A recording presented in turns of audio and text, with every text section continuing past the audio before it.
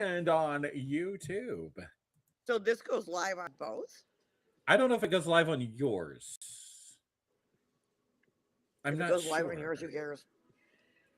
Yeah, I mean, you can always restack it too. I don't know if we're live or not, y'all. It Let's says see what we on got air. here. So the red light It is says on. the red light is on. Yes, it is. We're trying out new software tonight, people, because, well, first of all, welcome to Two Trash Pandas and a Microphone. Where it at? Yeah, come on. I mean, a little Beck for everybody here to start the show off. Why not? Where it at? Yep. So you Okay. want to Well, talk I about do. politics first, or do you want to talk about Substack drama first? Oh, we gotta talk Substack drama because Substack drama is always fun. Yeah, you probably just heard yourself, but all right. If you're on YouTube, live chat, not top chat.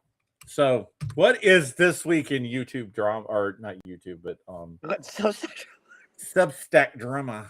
Okay, sweetheart. What have you any Substack drama in your world? I have no Substack drama because I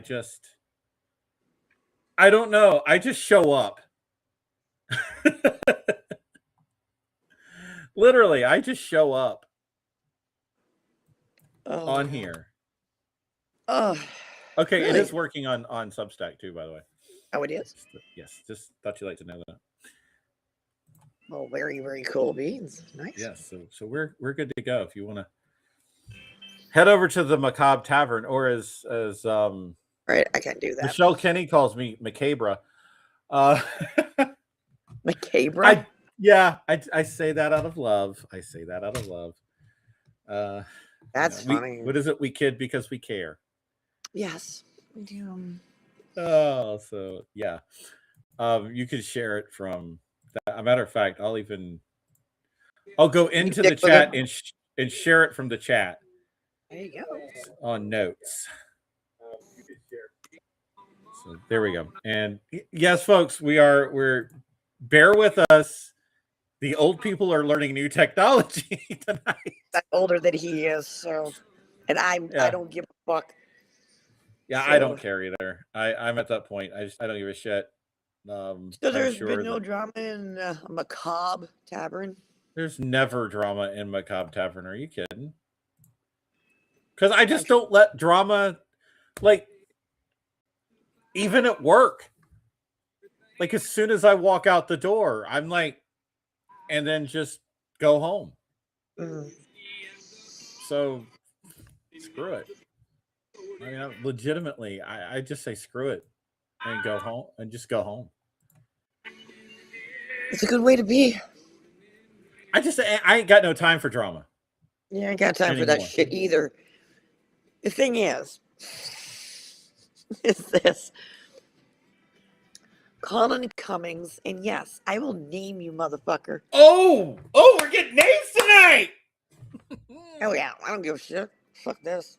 Fuck it. Fuck it in the ass. Fuck it hard. Fuck it wrong. I mean, this motherfucker went after Greta. RM Greta, if people don't know. Mhm. And it all started with the thing about, I'm paraphrasing of what he Uh-oh. said about pretty much like the decline of Western civilization is because, people aren't having kids. Oh, of course. And let me guess. People of a certain race aren't Well, having it kids. wasn't, no. It wasn't, he didn't say that, but it's implied. Yeah. Well, I mean, But they here's the never thing say that about because this. they're Okay, cowards. okay, I can't even. Okay, I can't even say it was implied. Honestly, I have to retract that statement Okay. because um, I watched a couple of videos of his before he blocked me. Uh huh. He's not white, Oh, so that would make no sense that he would consider that. but I'm going to say that Mr. Colin Cummings here, the fucking little twat, Greta, of course, being Greta, which I admire her for. RM Greta, by the way. She confronted him on this. Oh, hello. And she actually had written a little, it's actually funny, piece about their interaction. And somebody was not now, happy about that. Hold up. Mm-hmm. It's a little bit, it's entwined here because I actually had a conversation, if you want to call it that, with this man. Anyway, I got to do the backstory of this. So I watched all of this unfurl. This happened just days ago, by the way. And he lost his shit. She posted the DM, apparently, that he had slid into her DMs and not the other way around. And, the whole thing was that he was being absolutely just manospheric, actually, to her. And she told him to suck her dick. And he didn't appreciate it.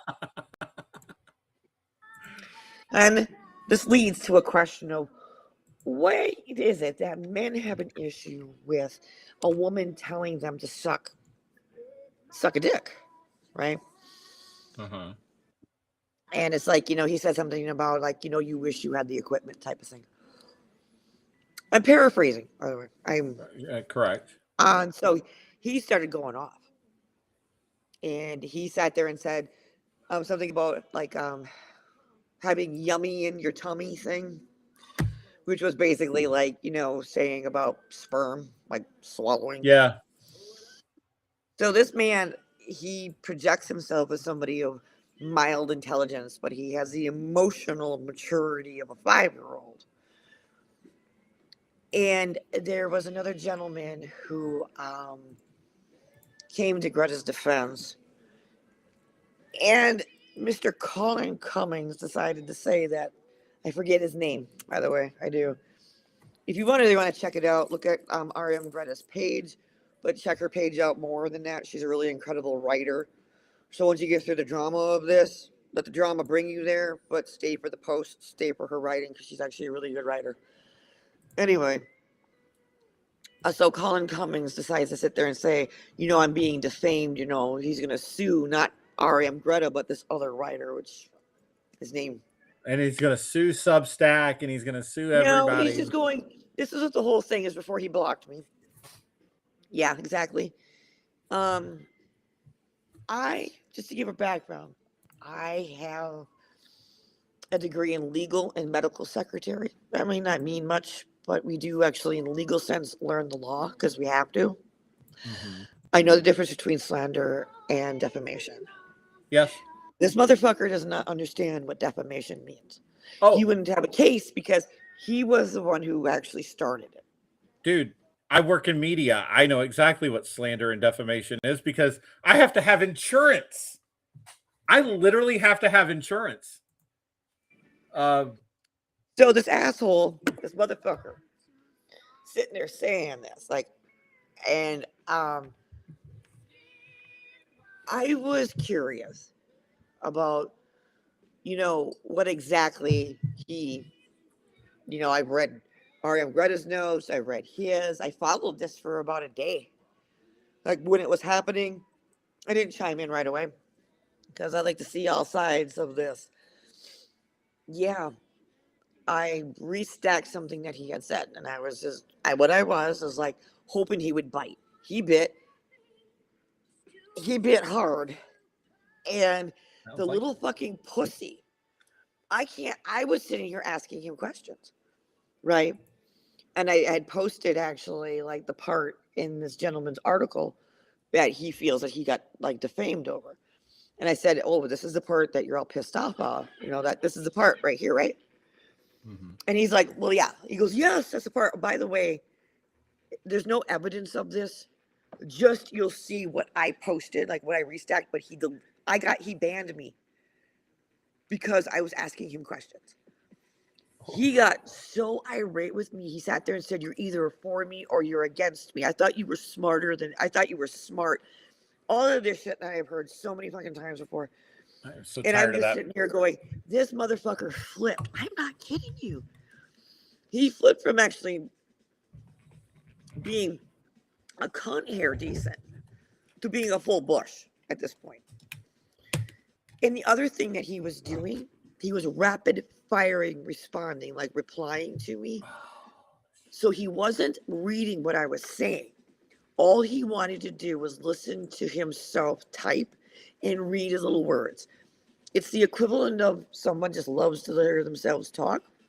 Oh, yes. So what he was doing, he was bombing the fuck out of me with replies, thinking that I was going to get confused.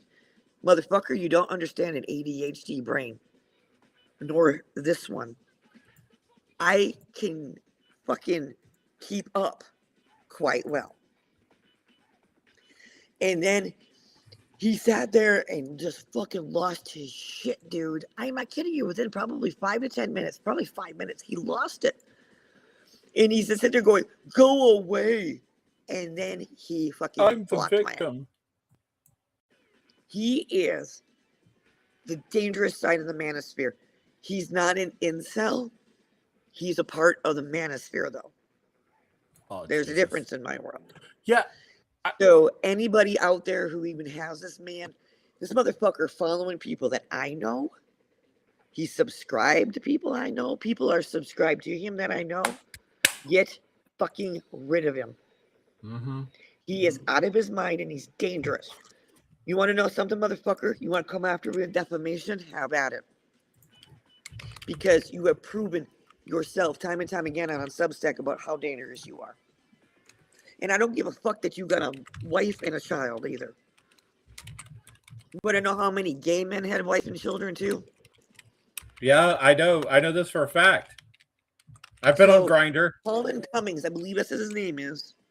But that motherfucker, those who've encountered him, you need to get rid of him.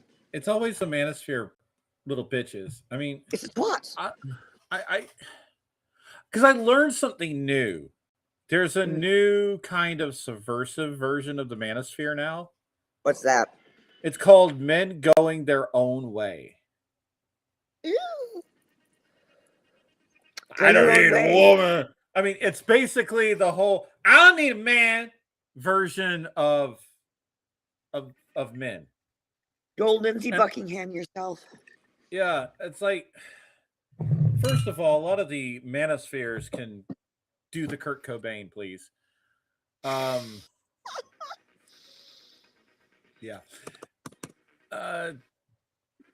But now it's men going their own way. Like, what okay. The fuck? Okay. You know what? Stunning and brave. Stunning and brave. What the fuck does that mean, going their own way? Oh, it's the new subset of all women are Cunts? And yeah, bitches, all women are whores. All women want money. Butts? All women want this. All women want Doesn't that. And I'm working on my life. I'm money maxing or whatever the fuck new stupid ass terms they come up with. It's like, okay. Second of all, can we please get rid of anything that ends in maxing now? It's because my ass maxing, okay? There you go. No, because we can make fun of it. That whole looks maxing, money maxing thing that, the manosphere it's dying out with those terms because nobody can stand them. This is why I say cunt maxing. Because I'm making fun of your stupid manosphere lingo. So there's a subset sitting there going, we're going to go our own way. Okay. Okay. Eat my fucking go. Bye. No, I mean, seriously. Bye. Here's something I have learned through, taking up stoicism and now really working with Machiavellianism. Oh, God. Rule number 1, if you're rebuilding yourself, shut the fuck up. Stop broadcasting you're doing this. Stop broadcasting you're doing that. Shut the fuck up and get to work. All right, I don't need to hear, I'm one of those men that go their own way because I can't get laid because I'm just a super stupid piece of shit who just stays on the internet all the time and talks about women's looks and talks about this about women. And then I'm going to talk about her calories that she eats all day. Shut the fuck up. By the way, how do you actually type in the chat here? won't let me. What do you mean? Is it because In I'm a the guest? Oh, I don't know, because it just asked me if I want to show it on stream. Like, so I guess there's no way we can go back and forth. Oh, Yes, not. I'm okay. Private chat. There Oh, actually what the is a fuck? private chat at the bottom of the screen. Oh, that's naughty. Yeah. No, we're not. We're not texting. There we go. It Yeah. does work. Yeah, it does work. It's just. I'm tired of all this stupid shit. It's like what? Oh, you can't get laid. Oh, poor baby. You can't find a date. Oh, poor baby. You can't You find want a us to date. feel sorry for you all the time because life's not fair. Motherfucker, I'm 44 years old. Let me tell you about life not being fair. You want to know why I don't work at ESPN? Which was, by the way, one of my life goals when I was 20. Because I You know suck. why? You know why I don't work at ESPN? Because every day ESPN gets guys who look like me, who sound like me, who probably know more sports than I do every day. All right? They get thousands of those people a day. That's why I'm not at ESPN, because I didn't get in those circles at 19 years old. I didn't go to Syracuse. I didn't go to North Carolina. So I didn't get in those circles. And I'm going to tell you that much right now. If you jump into sports media, you're never going to make ESPN. You're never going to make Fox. You're never going to make Fox News, because you're not in those circles. It's a club and you're not invited. You're not going to be on Fox News unless if you are blonde. Well, I mean, they And do have their DEI hires. Well, you are not going to be on there unless if you're blonde and have fake boobies. Well, I mean, and you can't come within 100 feet of an open flame because you got so much fucking injection in your face. Oh. Which, by the way, I'm not going to shame anybody who does that, but there are some people, I swear to fuck, Barbie has less plastic in than they do. I know, right? I'm like, why? Why are you doing this? Oh shit. But again, like it's because I'm not going to judge anybody. The way I look at it with any kind of plastic surgery and shit, it's your decision to make. Yes. You can spend.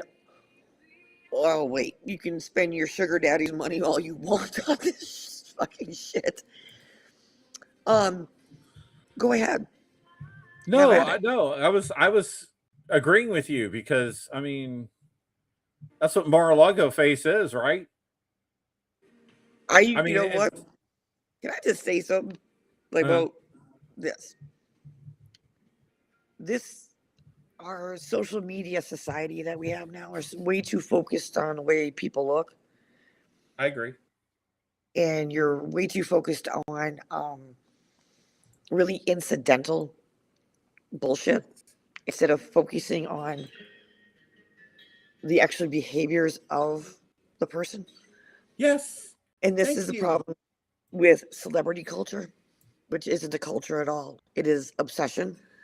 It is people who obsess over reality TV shows, the Kardashians and all that shit. It's because their life sucks. Yes. And they need to escape. Escapism 101 here. They need to escape, but they escape too far. And they go down this fucking rabbit hole with it. And like you were gonna sit there and sell your soul to buy Skims or any of their shit that they got, just to say that you did.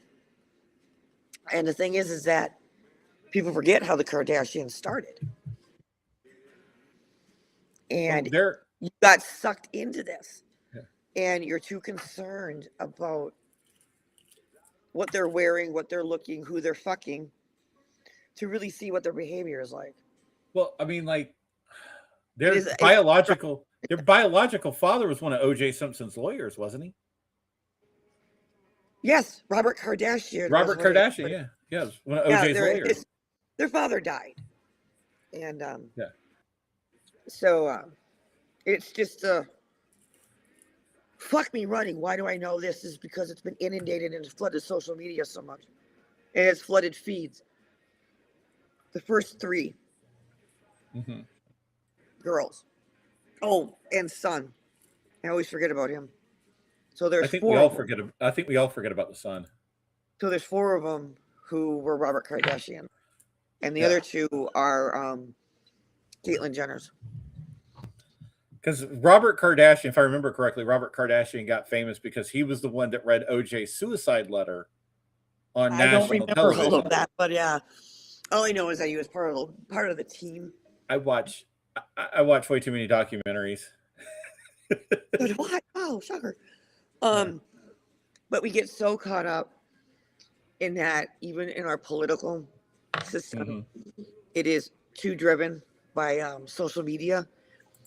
And I don't know if there's any politician out there who can actually run a campaign without running it on social media, because they can't anymore. It's too ingrained. Which is why I don't think Elon Musk or really any of these tech people should be running these websites. And well, I should say this. Don't run a social media website and then get in bed with a president. And I don't care if it's a Democrat. I don't care if it's a Republican. But don't get in bed with that president. They all done it. Because what's going to happen then? Well, it's going to be all of a sudden people that you don't politically agree with. Oh, look at that. They get shadow banned. Yeah. Like if I was a Democratic candidate today, I would not run one single ad on Facebook. I would not run one single ad on Twitter. And I'm already handicapped. I'm already handicapped by that because I know what will happen to me if I do. That would mean I'd have to double up all my shit on Blue Sky because I know that's still, for now, friendly to the left and friendly to Mastodon. Mastodon is. See, here's my problem. Okay, this is my problem with the Fediverse. Is that I'm on Mastodon, I'm on Loops, and I'm on what's the video? What's the YouTube version of Fediverse? I can't remember it right offhand. But I'm on those three websites. Okay, I'm on those three sites thanks to Wendy and Thistle and Moss. Or some of them are Thistle and Fern. I'm on those sites and I like it. Don't get me wrong. Loops is a great. I hope Loops becomes popular because Loops is why we went to TikTok in the first place. You know, before it started becoming everything to everyone. It's just a place where you could just post stupid little videos. I mean, I post when Substack makes our clips. I post them there actually too. And I post them on Threads, and I post not Threads, but on Reels and Shorts.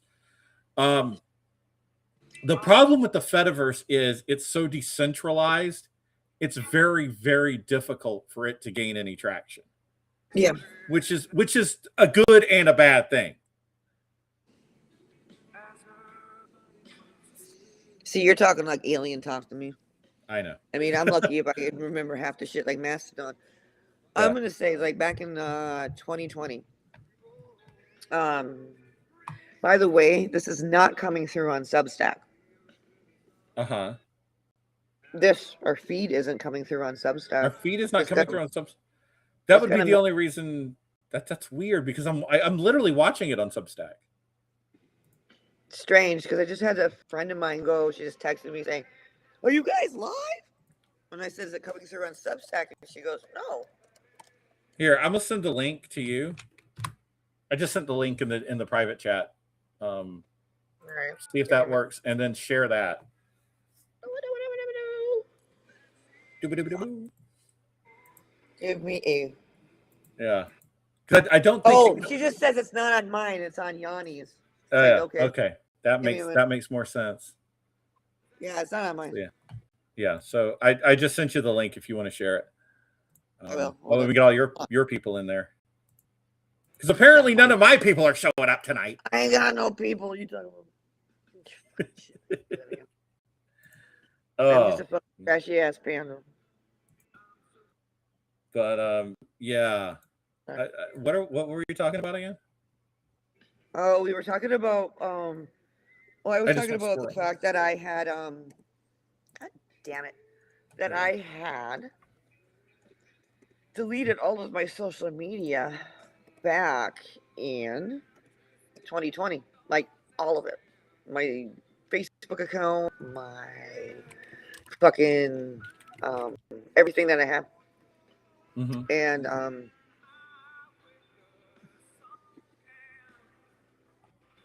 okay, this is gonna act like a son of a bitch. What's that going? Give me a minute. I listen Okay. to this thing. Better man. Yeah, echoing. Uh-oh. You went all moody on me. There, I gotta get out of Okay. that because it's Okay. the relay of it's bad. Yeah. Anyway, so yeah, I deleted all of it because I had a serious blow up out there with people, and I had been out there for fucking Jesus. I had been out there for disturbing. Um, um, I'd been out there on Facebook for over 10 years. I hate Facebook. I despise it like a son of a bitch. It's awful. Like, I'm literally And I got rid of all of it. Didn't come back until fucking I came out here to Substack last year. So yeah, it's like, and my first is awful. Yeah.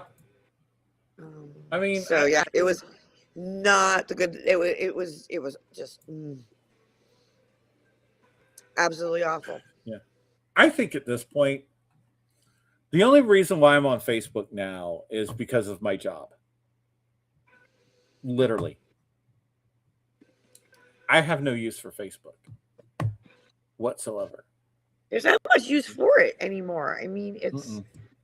it's bullshit. Well, I mean, first of all, you can't go on Facebook now, make a left wing opinion without 400,000 bots just come flying out of nowhere. And they say the most vile. I mean, it's like YouTube when, everybody who's, in their mama's underwear sitting there on live or in, trolling in the chat while they wear their mother's panties. I'm not judging, by the way. They just sit there and they just make some of these most vile, rude comments, and they think they're funny when they're not. But 9 times out of 10, they come from unverified accounts, and it's even like that on Facebook. And then we learned last year about how Facebook makes millions of dollars, if not billions of dollars, off of false advertising. And they make all of this money off of these bot-led freaking what do you call them? Groups. And you're sitting there going, what is the point if you're not in the right-wing circle jerk? What is the point of being on Facebook? Oh, it's for old people. It's grandpa land, grandma land. Well, yeah. You know because that. it's you and I both could probably pull off the whole we're so old we remember when all this was farmland. It's like I miss those days. I miss the days now of my farm needs help. Come on to Farmville to download Farmville and help me today. Oh, I loved Farmville, by the way. That was fun. So I've been out on various forms of social media since the 90s. I mean, MySpace much, all of this. But I actually wound up on one that was for pagans called Pagan Space. Oh, it was a shit show. Oh shit! You know what I'm talking about? I know exactly what you're talking about because I've met And some friends through Pagan Space. did you now? Mm-hmm. Do you remember who they are? No. Well, one I still talk to because one I used Who? to podcast with. My old Who? EMZT buddy, Bane. I think she and I met through Pagan Space. Oh, I know who else. Who else I met through Pagan Space? There's a group called Legion of Satan. Okay. Yeah, I met them through there. I'm not gonna trash talk anybody because Oh, I am. it's been years and like I left Pagan hatchets have Space. been buried. Not in my, yeah, they've been, in my case, been buried either in my back or in somebody else's. Well, yeah. So, I think there was like the mass migration from Pagan Space to Facebook in Boy, did we fuck that up. what? Pagan Space, leaving Pagan Space. No, I didn't because it was beginning to be a shit show out there. So there was one person who I'll always remember. Her name was Sin Jones. Oh my God, I remember her. Her name is Allison. I have Yes. nothing bad to say about this woman. I actually remember her when she was actually on the internet saying her name was or using her real name. Here's the thing. After all of this time, still remember her. That's how iconic that woman was. Well, you know what happened to her? No. I heard she, like, after she joined Cult of Cthulhu, she kind of went downhill, like, mentally. There was a little bit there with Wenger or Vanguard or whatever the fuck his name was. Oh yeah, they so were. Yeah. I actually have I'm that. Convinced. I have that. I have actually that book, Cult of Cthulhu. I do. Yes. Oh my God. Sin herself Finger. though. Yeah, finger more like it. Anyway, God. I guess that there. Did you ever come across a person called Celtic Lass out there? Celtic She was she blathered on about stupid shit and she talked like she was Scottish and she was a hag. I fucking blocked her ass. Yes, I remember her. She was a hag, man. She was so horrible. Her name was Heather. Because they all migrated over to Facebook because Pagan Space was turning into a bit of a shit show. So her name was Heather. She's from Virginia, and I guess that Sin had met her, and she's just nothing more than a fucking wino junk. Did you ever see pictures of her and her husband? Her husband's a hot. And then her other friend there, B Witch, like B with witch in it. Yeah. Can't believe I remember these people. You know, you knew there was a three-way going on there because who the fuck would screw Heather Celtic Glass? I was like, she got a wig on. That bitch, it was just like fucking like the most raggedy ass thing I ever seen in my life. When you're talking about Sin, all of a sudden a lot of fucking memories come flooding back. Like, I remember trying to get into her pants. You and everybody else. Yeah, I was about to say line forms to the fucking left. It's like every male on Pagans and a lot of females on Pagan Space were like trying to get into her pants. Like, holy shit. You know that she's a grandma, right? Yes. I mean, she's got to because she was I think she was, yeah. Her son knocked up somebody, and this is years and years ago. Yeah. Probably good almost 10 years ago since I've talked to her. Yeah, she became a grandma. Jesus. But because, yeah, send the grandma. I think she was like 18 years old when she had her son. Yes, I do remember that. She's from Boston. Man. Boston. Yeah. I knew her for a long time actually. And I loved following her because like I want to say she's one of the first like burlesque-ish people I ever followed. Yeah. When I was on the internet. She was just I love the fact that she was such a hedonist. God, she took Satanism to like exactly what Satanism because she's very smart about it. You know, she took Satanism exactly what it was meant to be. Yes. It's the hedonistic parts of it and everything. And absolutely, I would have loved to go visit her. Oh no, God, please, yes. I mean, if Sin is ever out there and she ever watches this, I hope to hell we can fucking hang out with her for I miss you, like a night. Sid. I wish I still had that shirt, Cult of Sin, but it burned up in a fire. Cult of Sin. God knows. There was another Australian chick that I used to follow. Follow or stock? No. I wish stock. Well, back then I wish stock, but she went off the fucking deep end. Like she was like, I know for a fact she was one of the first blasphemy models that I ever followed. Like 90% of her shit was straight up blasphemy porn. It's like the curse of pig. They all fall off. Well, the problem with her is she got really into the naughty German you can't mention on YouTube cosplay. Ooh. And ended up, I think, becoming straight up a white supremacist. Shit. Like just started running in those crowds and like, fuck.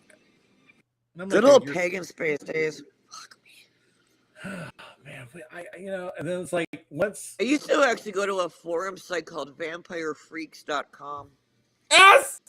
I have a page there. Is it still up and running? Yes. Holy shit.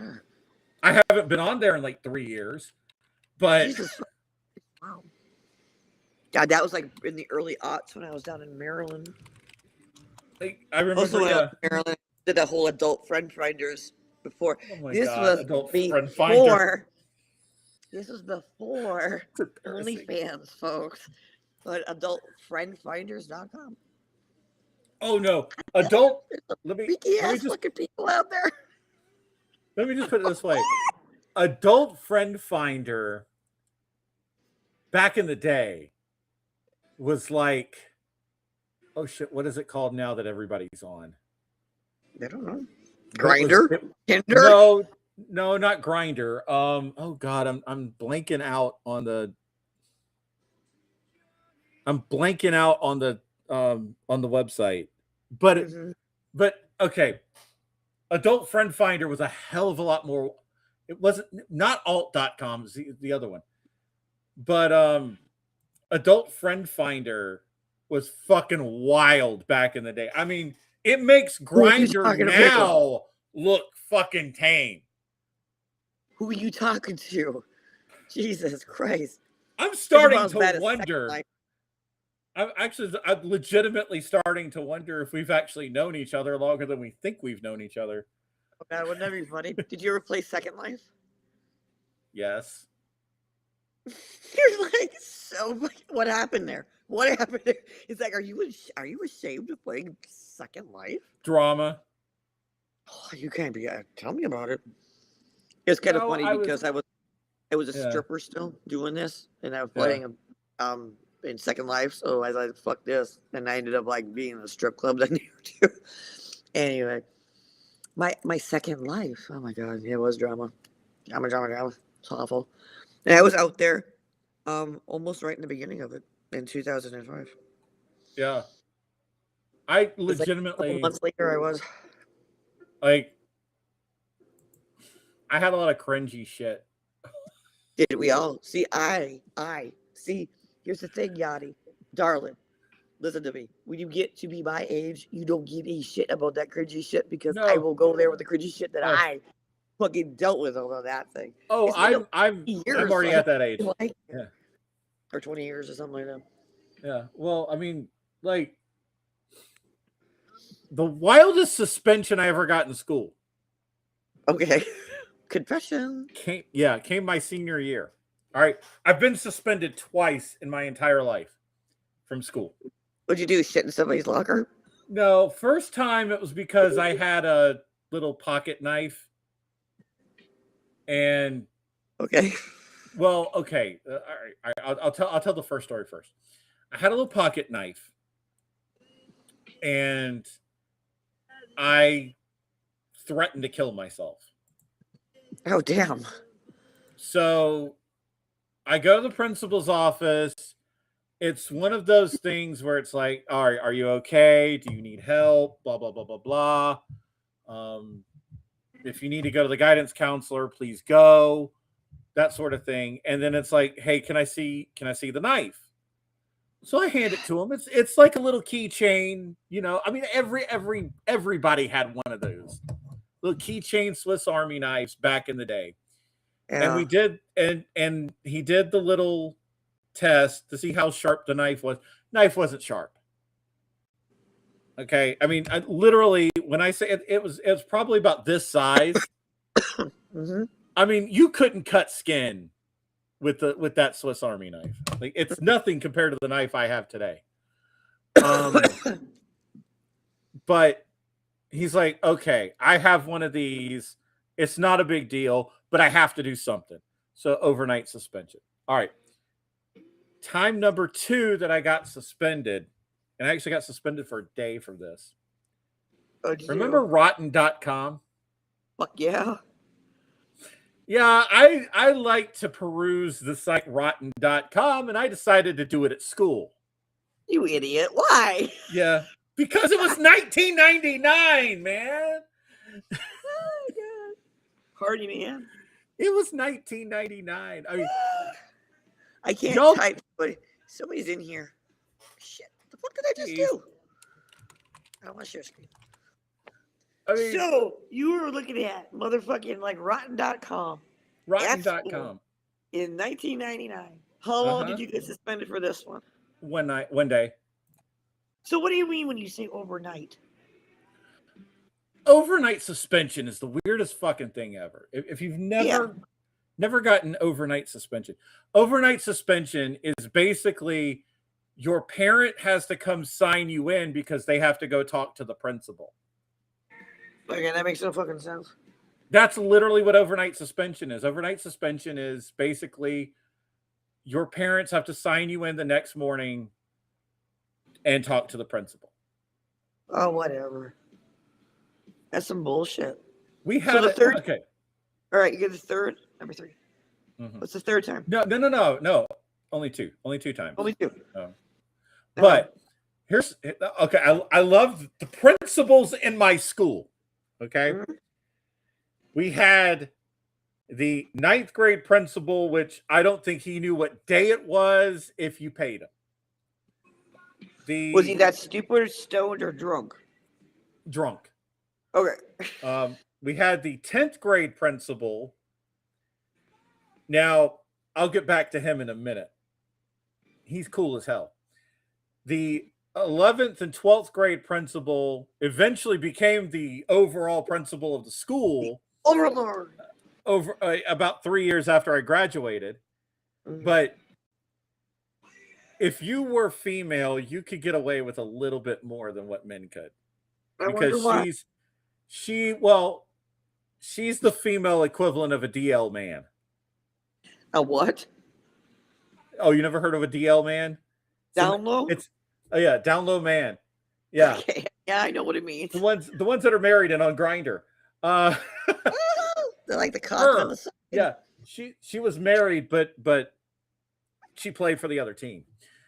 Which is fine. Again, fine. I don't judge. Whatever. Anyways. So, okay, getting back to the 10th grade principal. His name was Mr. George. Mr. George. Mr. George was a high school dropout. Okay. So he dropped out of school and was a POS for a couple of years and then went into the Army. POS? Yeah, it's a piece of shit.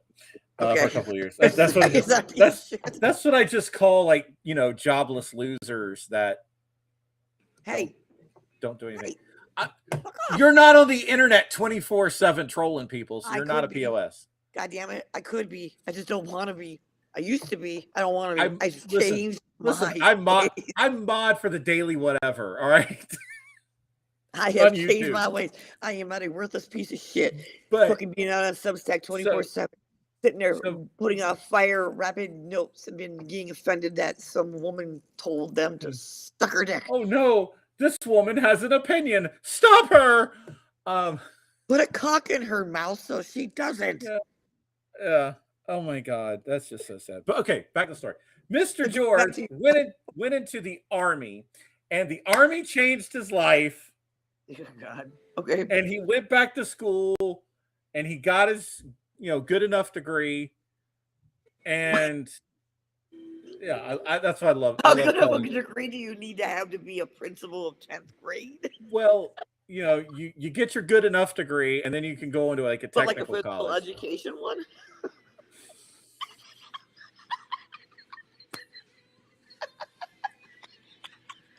Liberal arts one. Liberal arts, yeah. Oh, look at me! I have a degree in philosophy.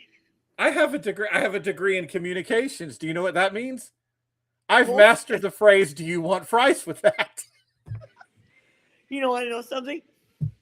I am an uneducated, fucking lowbrow, fucking low-life scum, but I actually do have a bachelor's degree.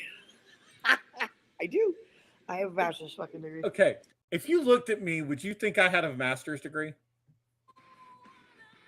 Sure, yes. I do. I have a master's degree in accounting. Education? No, actually in accounting. Oh, Jesus Christ, you want to do my taxes? Oh, wait, I don't work. I don't have taxes. I will never do taxes. Anybody does, he needs extra money to pay for his groceries. So, hey, hit him up. Yeah. But if you do need your taxes done and you do happen to be in Louisiana, look up Tees. Look up who? Tees. Oh, she's an accountant? No, she works for H&R Block. Oh, I bet she's got repeat ones. Oh, yeah. She's hot, all right? That's on the job. Why am I getting putting my ass out there? You're just like being all coy and shit. Fuck you. That's not fair, man. That's not fair. That's not fair at all. I'm not lying. I'm not gonna sit here and lie. I mean, No, but is the whole fucking thing she is very attractive, all right? Yes, I can see her getting repeat customers. Well, duh. And plus, also that makes her money, but it also makes money for the fucking H&R Block. Yeah. Funny, H&R Block makes more money. What's that? H&R Block probably makes more off of her than. Oh yeah, probably. Than she makes off of them. So you have a master's. That's a corporation. I do. You have a master's in accounting. In business, yeah, managerial accounting. So basically, I can tell you, I'm supposed to be the person that can do a cost analysis of, can you afford that machine? I'm gonna glaze over now because I don't. I just fucking no. I just can't. It's like so boring, and all I can think of is just OCD motherfuckers because I'm reading this book about the IRS, and it's the only agency that survived the apocalypse because they were so anal retentive about the nuclear disaster drills that they're the only agency in the government that survived. We're not kidding. And this book called Happy. I'm gonna plug a book right now. Happy Democracy by M.P. Fitzgerald. Y'all need to read it because it's the funniest shit ever. It's about the IRS being the only fucking government agency that survived a nuclear holocaust. No, they legitimately. No, dude, I'm dead serious when I say this. Dude, yeah. They legitimately have a plan. I know. They all do. They're supposed to. Yeah, even the post office has a fucking plan to deliver mail after total global thermonuclear war. Because MP actually talks about this. This is so goddamn funny. But he actually does talk about the fact that the IRS does have, once it's all said and done, that they go out and do a census. Say, mother, I'm like, what are you collecting taxes for? There's no government to be built. You're the only agency that survived. Well, it's fucking brilliant. By the way, it's a 3-book series. So there's 2 others after. I'll give everybody a good tourist tip. Because you can do this now. When you go to West Virginia, you can go to the Greenbrier Hotel. Uh-huh. You have to call ahead but you can actually see the bunker that at one time Congress was going to be in. No shit. Mm-hmm. It's under the Greenbrier. And here's the thing, it's in, the funniest thing is, it's actually in Fallout 76. They actually put it in the game. No shit. But yes, under the Greenbrier, they had a way for Congress to meet. And here's the cool thing, there was actually a part of it at one time where they actually had a background that was Capitol Hill. So they could give press conferences and things like that. Not like anybody could hear it, but yeah. I think they moved it to Raven Rock though, I think. So you can't. What the hell is that? That's in Virginia. All right. There actually is in Maryland, like it's north of Frederick, Maryland. And it's where the second Pentagon is. Yes. And the thing is that the Appalachian Trail goes like right past it, but it's all fenced off. Because I think we talked about, like, I'm going to say it again, that Fort Detrick is out in the outskirts of actually also Frederick, Maryland. And where the reason why I bring up Fort Detrick is actually the entire thing is underground, and there's a pond that sits up on top of it. Because what's in there, the way that they actually rank biological weapons, chemical weapons, all of that shit. It's like 1 to 5 scale or some shit. You go 1, I think it's to 4. Maybe it is to 5. To 4, yeah. I think 4 is 4. 1 is, get this, that 1 are tame. 2, not so tame. 3, you're getting into like the fucking, like, you know, holy shit area. 3 ones actually are held actually at NIH. Yes. NIH is in Wisconsin Avenue, and it's in Bethesda, fucking Maryland. NIH is literally in the middle of a big fucking city. Now you can just imagine if a class 3 biologically agent got out. By the that part of like Maryland would be gone. Now Fort Detrick is one of the few here in the United States that holds class 4, which we are calling Resident Evil type shit. All of them, by the way, are classified war crimes. What's that? All level 4 nerve agents are classified as war crimes. Yes, and they are. Guess what we did? Doesn't matter. We sold a few to some guy. I don't know if you ever heard of this guy named Saddam Hussein. Here's the thing about war crimes, darling. You know this, I know this. Canada, the United States never fucking signed on any of that. Oh, by the way, if we could be quiet for a minute, if you can hear this in the background. Or do I need to turn it up? Because of a note that I posted. Uh-huh. I don't know if you can hear it. Oh, God. And just nod. Nickelback. Yeah, Nickelback. Fuck you all. Fuck you hard. And I don't give a fuck and eat my fuck. I was not kidding when I said I'm a Nickelback fan. I don't judge. I mean, everybody's got their musical thing. Side note, the whole fucking idea of like chemical warfare shit. We go from chemical warfare to Nickelback. That's hey, it's a good segue. And they did come from Canada, and Canada is the Mac Daddy of war criminals. But go ahead. Really? Yeah. Really? Yeah, Canada. I didn't know that. Look. Okay, I'll give you a rabbit hole. Canada war crimes. Are we talking about against indigenous people or no, because we'll never, because I mean, let's be honest. Indigenous people aren't human beings according to, people that are in governments. Really? I was talking, no, it's mostly World War I. Oh, really? Yes, because Canada had to fight. World War I, to be honest. Well, Canada had to fight in World War I because England fought in World War I, and at the time they were still a colony of England. Were they still? Were they? Yeah. I know that Well, there's still a Commonwealth today. Well, they're a protectorate. They have a Yeah. governor general there. Anyway. Well, King Charles is still the Well, yeah, but they have technically the in every state.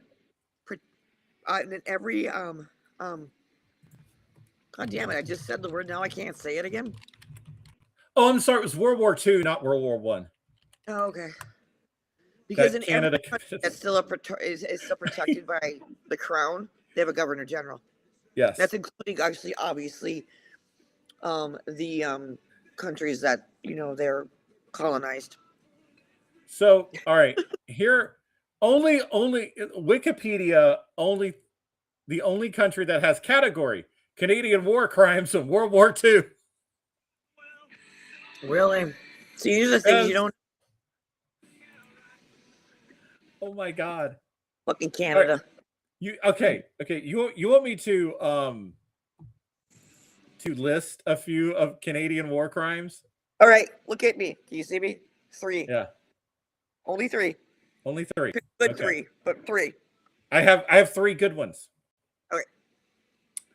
First of all, in Sicily, the Loyal Edmonton Regiment was specifically implicated in the murder of German prisoners of war during the Allied invasion of Sicily.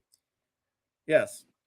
Number 2 was the razing of Freudscythe, Germany, following a misinformed belief that a civilian had been killed or had killed their commanding officer.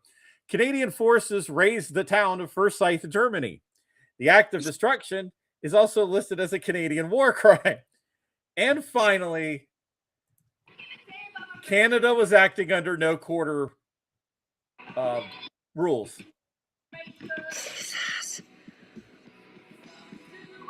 Yes. So. Oh, you crazy Canucks! I love you still. Yeah, there.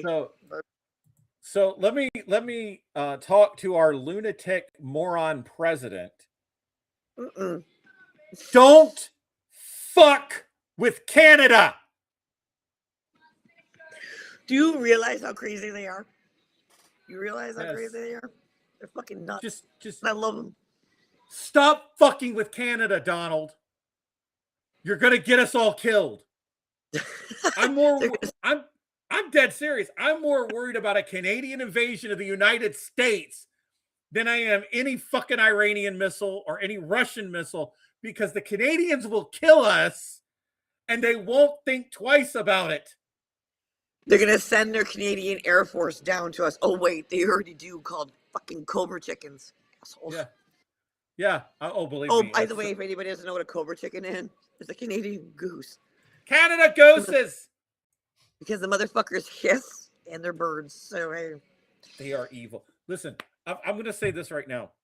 No. Canadian gooses are the single most evil. I watch too much Letterkenny, all right? But they are the single most evil fucking animals on the planet. What are you saying to me for? I got them all over the place.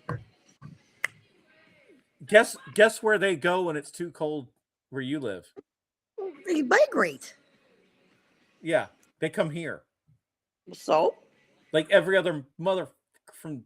By the way, every other motherfucker from the north. Yes. Can I just address French Canada for a minute? You mean Quebec, huh? You mean Quebec? Quebecers? Good old Stay the fuck at home. Do not come down here ever again. You are not welcome. The entire fucking province of Quebec is not welcome in this state. Baby. You drive like assholes, first of all. You are the worst fucking driver. And I live in a town where it's probably some of the worst drivers in the United States, and you fuckers drive worse than we do. So fuck you. Stay in Quebec. You're okay now. Take a breath. I'm fine. Take a breath. I'm fine. Okay. I'm good. Montreal is 3 hours from where I'm at. So don't tell me. Don't talk to me. Don't. I understand your pain. I've had but you don't get it. We border here in Vermont, Quebec, and Quebec. Wow. Yeah, Quebec. And it's like Coquinette in Montreal. Anyway, There's no the best Canada is French Canada. French Canada. Because French Canada is the best Canada. Quebec or Quebec, as some people would say. Anyway, I say Quebec. Yeah, but I say Quebecers because that's where they are. We get to deal with them all the fucking time because they're actually the border to Quebec is maybe an hour from me. So not very far from hour and a half maybe from where I'm at. Have you never learned from the actual real French how to drive? Fuck them French. Fuck them. Fuck those Parisians. Just because they speak a little bit, they speak French Canadian, is no different. I call them fake French. Speaking American English versus the Queen's English. Fuck off, you toffs. I hate people that do that. It's like, oh, why don't you speak the Queen's English? Well, Governor, I don't speak the Queen's English because I don't live in England. I don't speak the Queen's English because the Queen is dead. Long live the Queen. You mean Long the King? live the motherfucking Queen. Yeah, well. Hey, can we talk about the monarchy? Because I absolutely love the monarchy. Oh my God, I have been like obsessed with the monarchy. I gotta find it, but go ahead, keep going. I've been obsessed with the monarchy since Princess Di and Chucky's wedding. Yes, I am that old to remember and watch that motherfucking wedding on TV. I've been obsessed since then. Such a fascinating, and yes, I did watch, when I did have Netflix, the show The Crown, which, yes, while very, Netflix dies, Hollywood, they took a lot of liberties with some of these things, but all right, I'm going to get serious for 1 sec here. And I do say the name right, even though it's Welsh. Aberfan. Mm-hmm. This happened back in the 60s. And I believe Edward, because everybody forgets about Edward because he's so quiet, her 4th child, I believe he was a couple years old. So he wasn't very old. The reason I bring that up for a reason, you'll know why in a minute. Aberfan is in Wales. Wales, coal country. Without that coal, England don't run. Yes. I've watched a lot of videos on this. Go ahead. So because of where Aberfan is, it actually sat like in a valley above where the coal was being actually mined. And I'm not going to say it right because I forget, but they actually would stack the sludge and everything on top of each other. So what happened was that it was too high up, all the waste from coal mining, and Wales is notoriously wet. Yes, it is. The thing was that they saw these, like, people who worked in the mine saw these like sinkholes forming.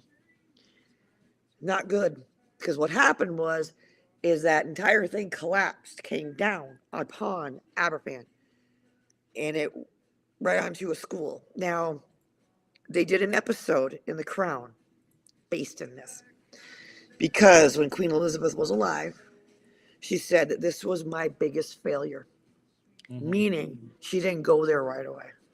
She sent, Jesus fucking Christ, she sent her sister, God damn it, why did I forget her name? Yeah, Anne. Her sister's husband went. Margaret. Margaret, yeah. So her husband went, and also Anne's her daughter. And Prince Albert, her husband, went. She didn't go right away because she thought she was doing the right thing by not taking away attention from the rescue effort. Because what happened, I should say, is that this entire sludge landslide hit a school, buried it. Killed. There were very few that lived. Kids, I think. Yeah. Over 100 died. Yeah. And the thing was is that the very miners, Jesus, this might make me cry. The very miners were trying to dig their kids out because what happened was when it comes down, it solidifies. Yes. So they were actually literally down. Their hands were bleeding trying to get to their children because they could hear them. Ah, fuck me. Anyway, she said it was her biggest regret that she didn't go there. She went there maybe 2 or 3 days later. Yes. The thing is that what got me, this might be, but because the Queen doesn't cry in front of her public because that's a show of weakness and you don't do that. She was brought up that way. Brought because, monarchy and all that. when they were able to actually get all the kids out, the Welsh are just as bad as the Irish and the Scots about laments. Hearing in the show, like in this episode of the parents, I fucking was losing it.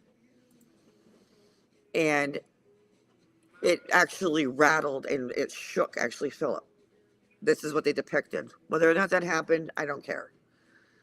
So when he comes back from Aberfan, and he's like shook, which is like something that you don't see. She went and gave her condolences, but she wanted a copy of the lament that they actually sang. And this is one of these you don't know, if not, but in the show, she was at a record hearing this. And it was actually the last bit of that. She's staring out the window.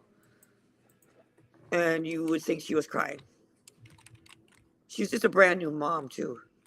So how can you not feel that?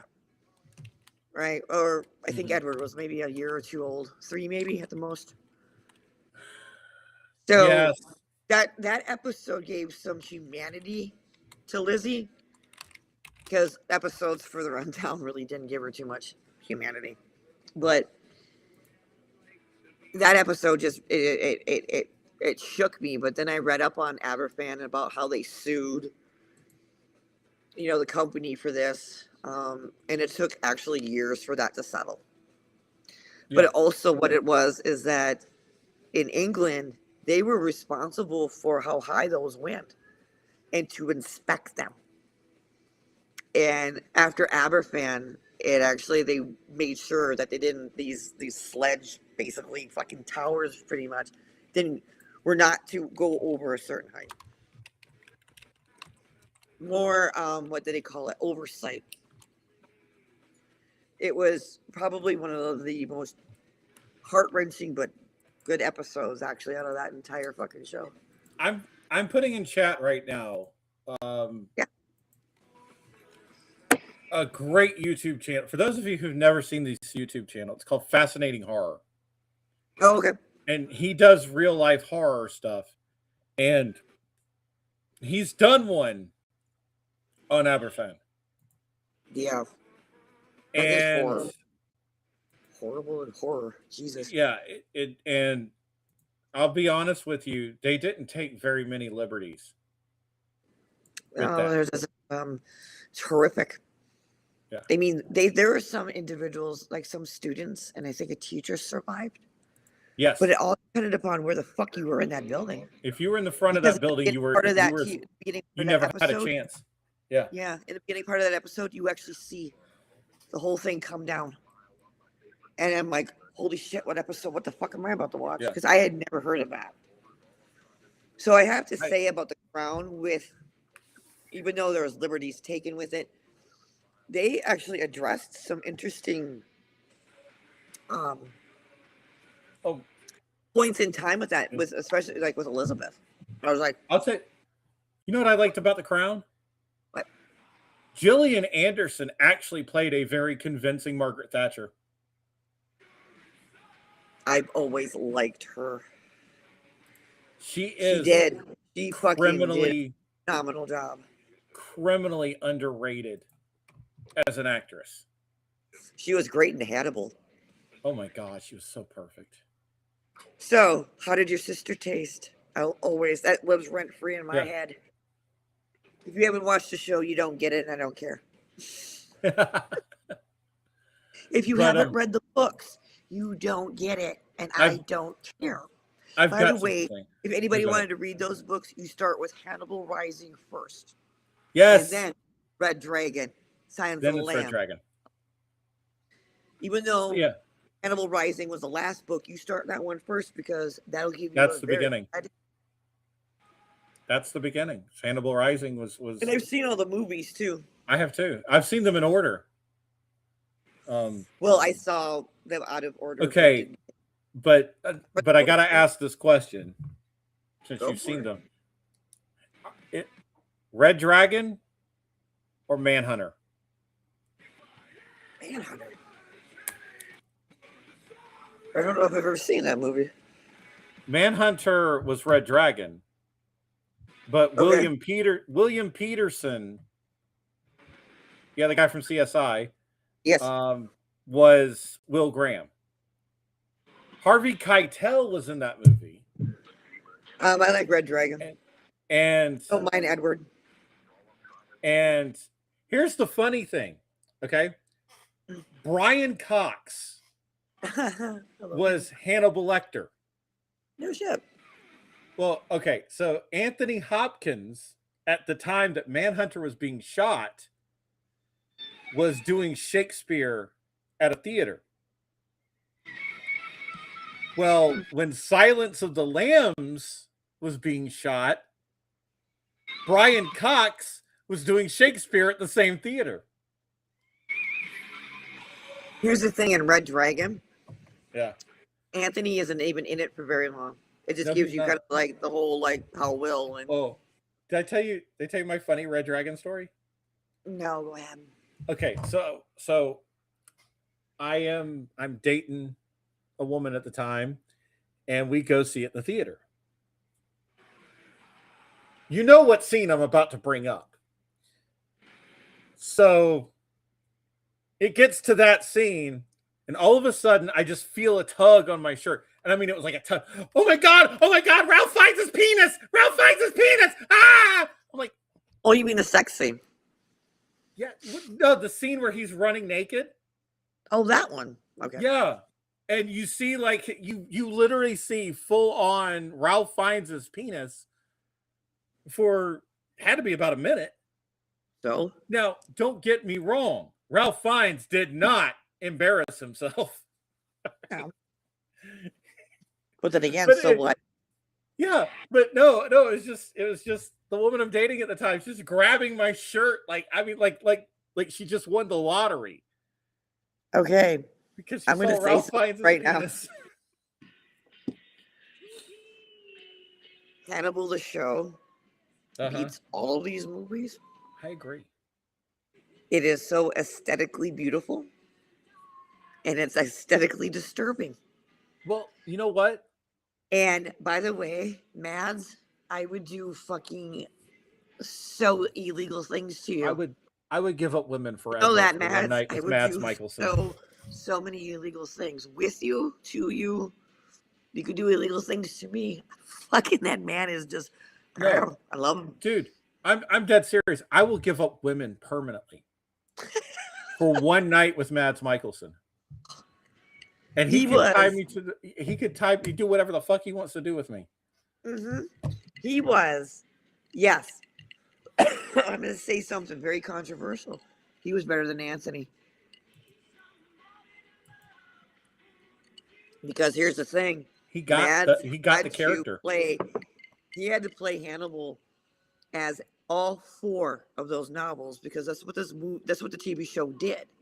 Mm-hmm. It combined all four books. They did it beautifully, and just maybe they had the Red Dragon in it, and Richard Armitage. Fuck yeah, dude! You did a really good job playing him.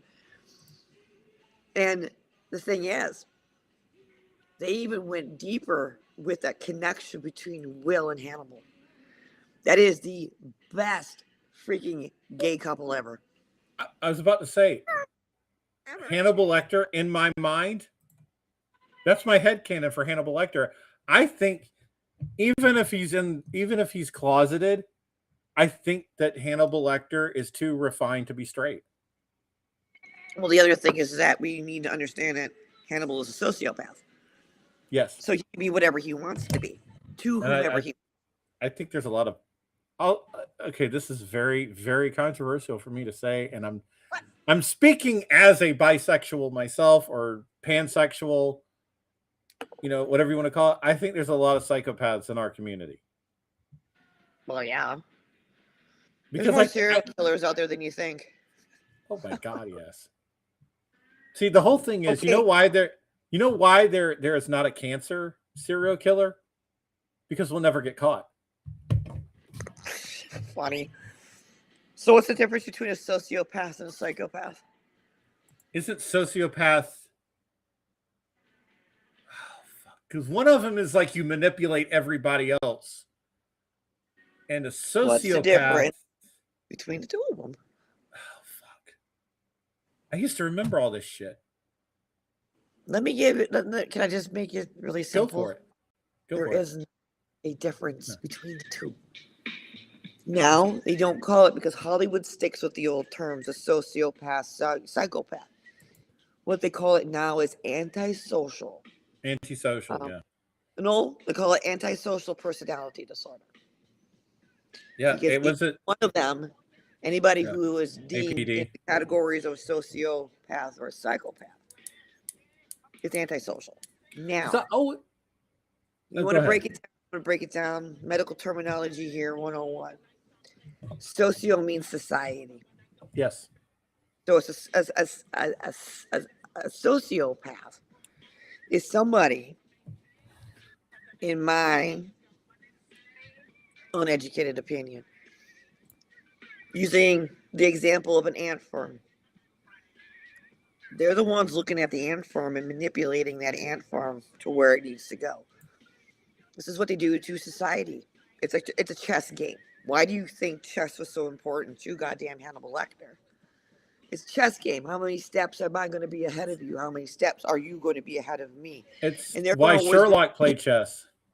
They're always going to be 5 to 10 steps ahead of you, because they know how to read your body. They're very intelligent.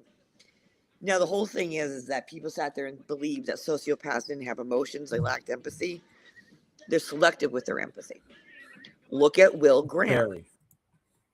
Will Graham, Clarice Starling much? Yes. Two brilliant minds. He damn near killed Will, obviously, in Red Dragon. But he didn't kill him. Just like in the TV show, he could have killed him. That was the whole thing right there, bringing that in.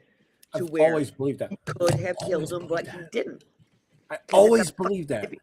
Yeah, it's a fucking mental manipulation. Mm-hmm. It's the same thing with Clarice in Silence of the Lambs and in Hannibal. Okay, I got to give my theory. Sure. Clarice was when Hannibal Lecter saw Clarice, all his repressed love and feelings for Will came out in Clarice, because he saw those two as the same person. Don't forget Clarice about was Will in female form. Don't forget about his sister Misha, who he ate. Yes. Without knowing it. How did your sister taste? That line as she's going down into the tub, knowing that he isn't going to kill her either. The thing is that Hannibal Lecter needed to manipulate in order to love. Yes. And I know people like that in real life, unfortunately.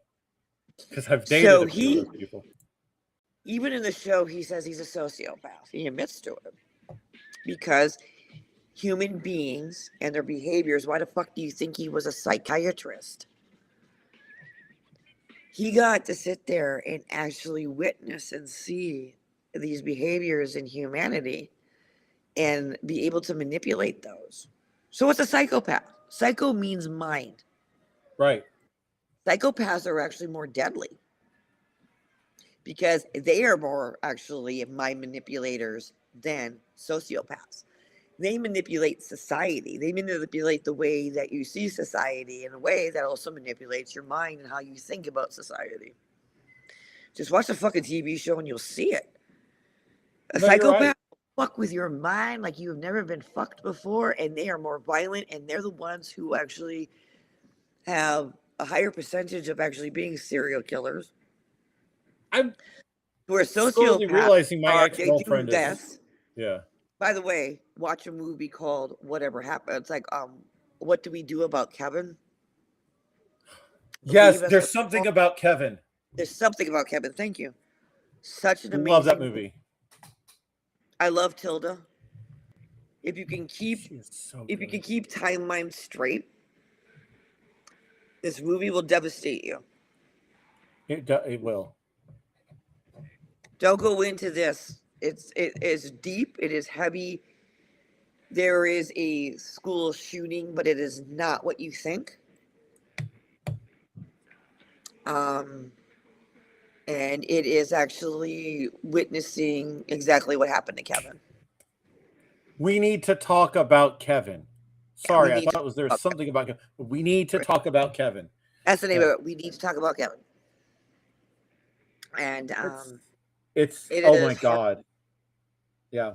I can't finish that movie. You go from present time to all these other periods of time in her life. And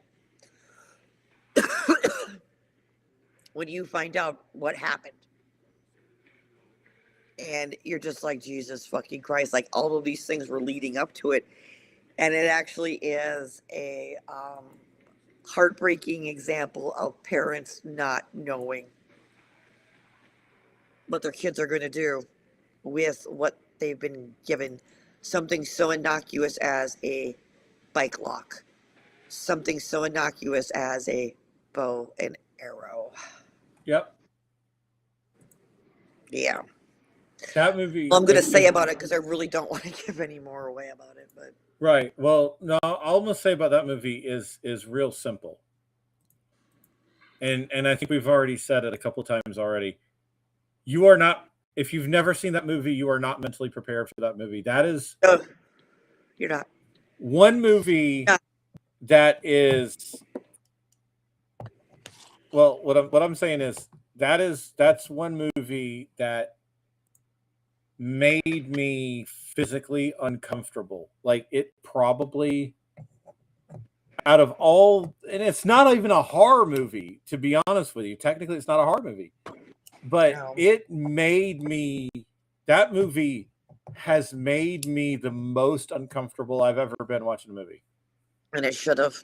It did its job. Yeah. Because it unsettles you, because it unsettles your safety.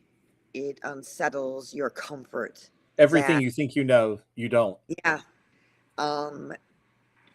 It unsettles you that anybody out there is capable of anything. And it unsettles you because you can do everything in your power as a parent. And guess what can happen? And it's like, that gets into a very slippery slope about, with school shootings, about, do you blame the parent or parents? We've talked about this before.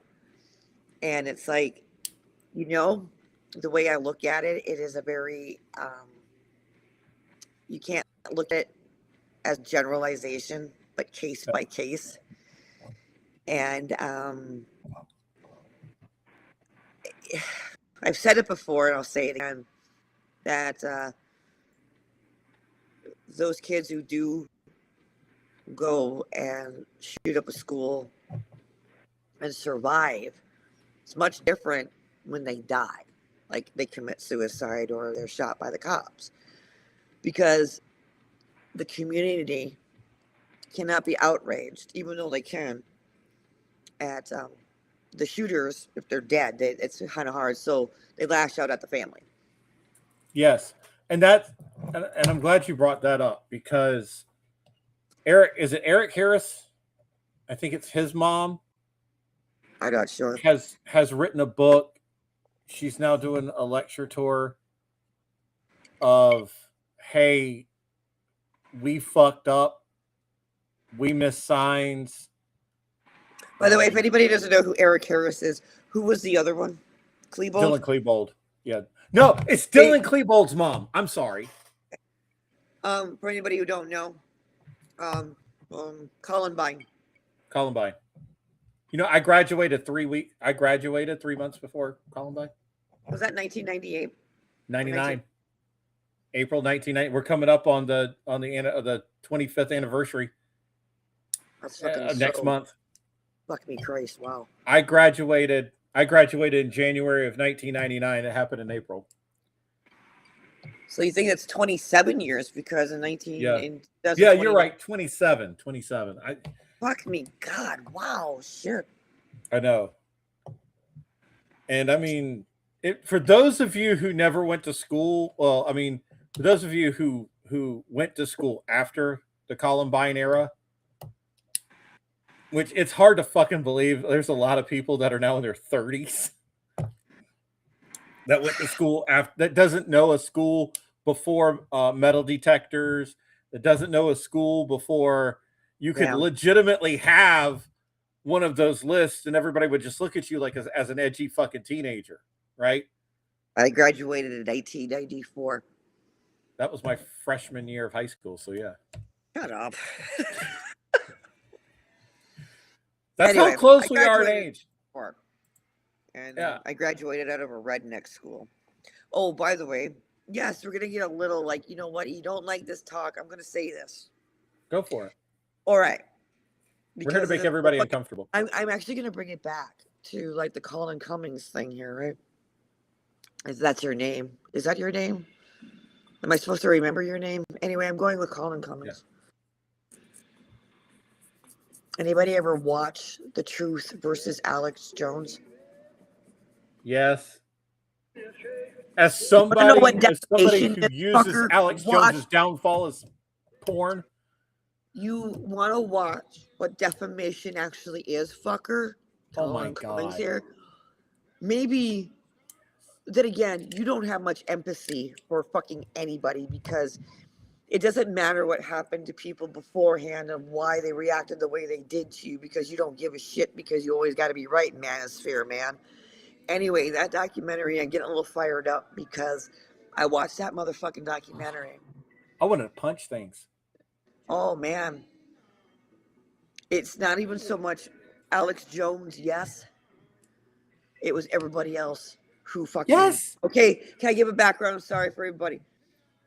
What this is a Sandy Hook elementary school shooting. Right. At the time, it was the worst school shooting that happened in the United States. And it Alex was Jones... atrocious. It was It was little kids. In this documentary, there are parents talking about their experience after this. Alex Jones, who happened to be a InfoWars, all that kind of shit. This was the guy we used to laugh at. He sat there and said, he built it up to this, that the Obama administration at the time, this happened in 2012, was going to take our guns away. They're going to take our guns away. They're going to take our guns away. And then a school shooting happens.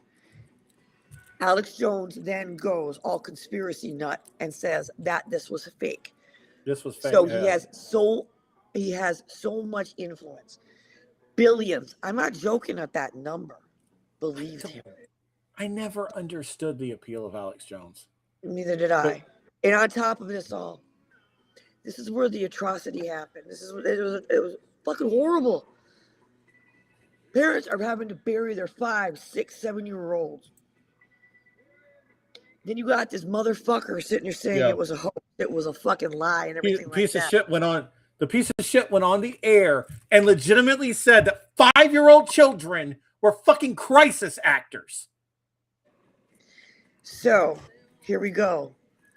All right, leading up to this. So, welcome the internet. There was, give me a minute. Fucking QAnon. There were fucking people sitting there saying, because the parents were going, what the fuck are you saying? I buried my child. There was one man who got death threats. Yes. And also sat there and said, I'm going to come and prove that your son is not in that coffin. Meaning he was going to dig his own, this fucker who threatened him was going to go and dig up his child's grave to prove that. Bobby, I remember that. He was trying to get a fucking court order to do it. Now, the defamation lawsuit started because a gentleman said he saw his son after what happened to him. I don't really want to go into detail what he said, what he saw. No parent should say that. Oh. Alex Jones called him a liar. That man, I filed a lawsuit, started it. $1 billion lawsuit that fucker lost. Watching this documentary will infuriate you for many reasons, if not just what I just said, but the way that Alex acted in court, treating it like a kangaroo court. And then he had the balls to sit there and try to apologize to these parents. I'm sorry. Because he knew he was losing. Yeah. It is once again, a very hard documentary to watch because you're seeing parents who lost their children in the most god-awful way. And right. Yeah. And I'm like, I'm glad that motherfucker, I don't even know if InfoWars is still out there, because it's the on other Twitter. thing that this motherfucker was peddling was all of these supplements, these minerals, these vitamins because of radiation and shit. No, you know what he was big on? That he really got the train. No, it was that silver. The Claudio silver shit. Claudio Silver. He was the one that got the train out the station for that. Now every fucking survivalist, podcaster, anybody who's ever fucking made money off survivalism, they all hawk that shit now. That stuff is not actually. There is medicinal qualities to it. You take too much, your skin's gonna turn gray. It will. Your skin will turn gray. Have you seen a few of these guys? Yeah. By the way, you wanna know who was big on that before he got into the government? Dan Bongino. Why does that name sound familiar? He was Kash Patel's deputy. Oh, that's right. Bongino was a fucking whack job on the air. Him and I'm trying to think of the other one, Michael Savage. Yeah, I never heard of him. Yeah, Michael Savage was another one that was all about all this fucking silver and take these supplements and you'll have a 15-inch dick. Can I just say about Claudio? I never can't say it right, but everybody knows what I'm talking about. Claudio Silver in small doses and taken properly. It's fine, yeah. But when you take too much of it, like I said, your skin will turn gray. Well, see, you're poisoning your body, by the way. And that's the thing about that is, and this is why for all the idiots out there who thinks RFK is a fucking genius, why we need the FDA is because there are companies out there that you don't know what the fuck they're putting in this shit, in these fucking supplements, these red drink, green drink.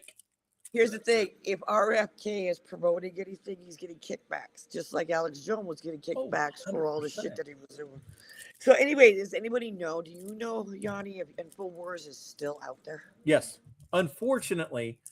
Now, here's the fallout from Sandy Hook. Okay, the fallout from Sandy Hook is YouTube and somebody else kicked him off the platform. But then when Dickless Dickless took over Twitter. We're talking about Trump, by the way. No, not that Dickless. The other Dickless. Biden? The Dickless South African. Who took over Twitter. Yeah. He put InfoWars back on Twitter. That was one of the first things he did when he took over fucking Twitter. Oh shit. I remember that. Mm-hmm. Because of censorship or some stupid shit like that. And that's the whole thing. It's like, oh, freedom of speech. Let me tell you something. All right, fuckos. And I'm going to say this about freedom of speech. You know what? There's only one thing the Constitution ever said about freedom of speech is that you don't go to jail for what you say. So if I say Donald Trump is a big piece of shit, I don't have the police department knocking down my door, putting me in prison. That's all freedom of speech is. By the way, Afro Man, you need to run for president, dude. On the green, literally on the green ticket, motherfucker. Yeah, but I actually on Pandora. I fucking collected all of those songs, and motherfucker, Lemon Pound Cake is like the best out of all of them. Officer Lemon Pound Cake. Afro Man, dude, if you ran on the literally green ticket, I would vote for you. I would, because Well, that's now hit another defamation. All right, something that's a little bit more lighthearted, but yet not. The motherfuckers broke down his goddamn door for kidnapping charges and drugs. Of course, he's got drugs. He talks about all of this in this album, and that is why these pussy ass fucking pigs got pissed off because he was making fun of them. They yeah. sued him for fucking $4 million. Afro Man wins because No, of the fact that, he put the dude, cop's wife on the stand. well, yeah, this was actually a fucking horrible thing, actually. Because Afro Man, I'm like, this dude's not, this isn't defamation. He is fucking poking, absolutely, he's poking you so hard. You got to listen to the entire thing, dude. It is the most funniest fucking shit. He does a variation of WAP. Anybody knows that is wet ass pussy. He Yeah. calls it, what is it? Fucking shit. You know what? Give me a minute. Hold up. Depressing. Get the fuck out of here. I know, but Give me a minute. Give me it should be relatively new. I have one big problem with Afro Man. I have no problem with Afro Man. His politics. What is his politics? He just smokes a lot of weed and don't give a shit. No. Unfortunately, he has he's very pro-Trump. Well, whatever. The dude smokes weed and he fucking showed it up. Don't get me wrong. Hey, don't get me wrong. I am so glad he sued the shit out of that cop. No, then he got sued. Oh no, yes, right, that's right. But I'm so fucking glad he put his wife, the cop's wife, he had as a witness.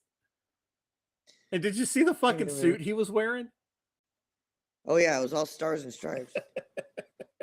You got your ass whooped by a guy in a stars and stripes suit. Oh, the song was called Big Dick Energy. I got y'all to have to play. You gotta hear this. Oh my god! Okay, I guess my thing is gonna be a fucking absolute cunt right now.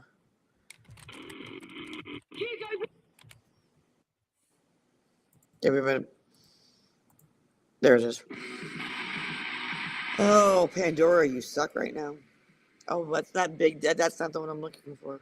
No, big. Yeah, I've heard BDE. Oh, by the Lamborghini Girls. The Lamborghini Girls. That's actually a great song. Wrong song. Oh shit, that didn't come up here. Anyway, he has one called oh, I forget the name of it now. Son of a bitch. Anyway, I gotta play my music again. Yeah. But anyway, it's just like the funniest. I mean, you talk about defamation and shit, right? And this like little punk ass bitch out there on Substack, sitting there threatening to sue one of the fellow Substackians because he told the truth that you are a infantile, fucking emotionally retarded fucking man. Jesus. Yes, I used the word. If you can't handle it because it applies, just like using the word bitch, just like using the word cunt. You know, I don't know, something. You stay out of my universe. Eat my fuck. I don't care. Honestly. It's like, go away. But anyway. Oh my God. I do like that shit too. Now, I will say this. I do like the fact that, I've seen a few guys on here on Substack, and I've started doing it too. Start calling people testicles. Because if you really think about it, fucking testicles. Well, I mean, like a pussy takes a pounding, right? You ever kicked a man in the balls? Yes. That's the weakest part of a man's body. No, it's not. You know what the weakest part of a man's body is? His ego. His ego. Yeah. It's like but that's why I've started calling people testicles instead of pussies, because it's like, dude, have you seen the porn I've seen? You know what? Your assholes are hardcore. That's why I call you assholes. Yeah. You take a pounding. I mean, come on now. The butthole takes a pounding, whether you're Butthole. insert or outsert. I mean, it doesn't really matter. Yeah, I know. Because sometimes, you know, those turds can be rock hard and it feels like a dick, you know? So, you know what? I have a love-hate relationship with popcorn.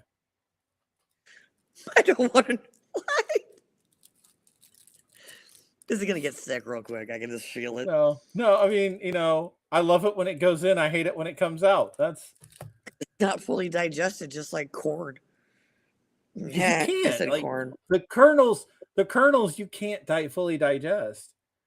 Finger And licking good. Sorry. my You said No. kernels. I thought of fried chicken. finger licking good. And immediately, where does my mind go? To the butthole. I just, you know. Well, yeah, because the butthole doesn't get enough attention.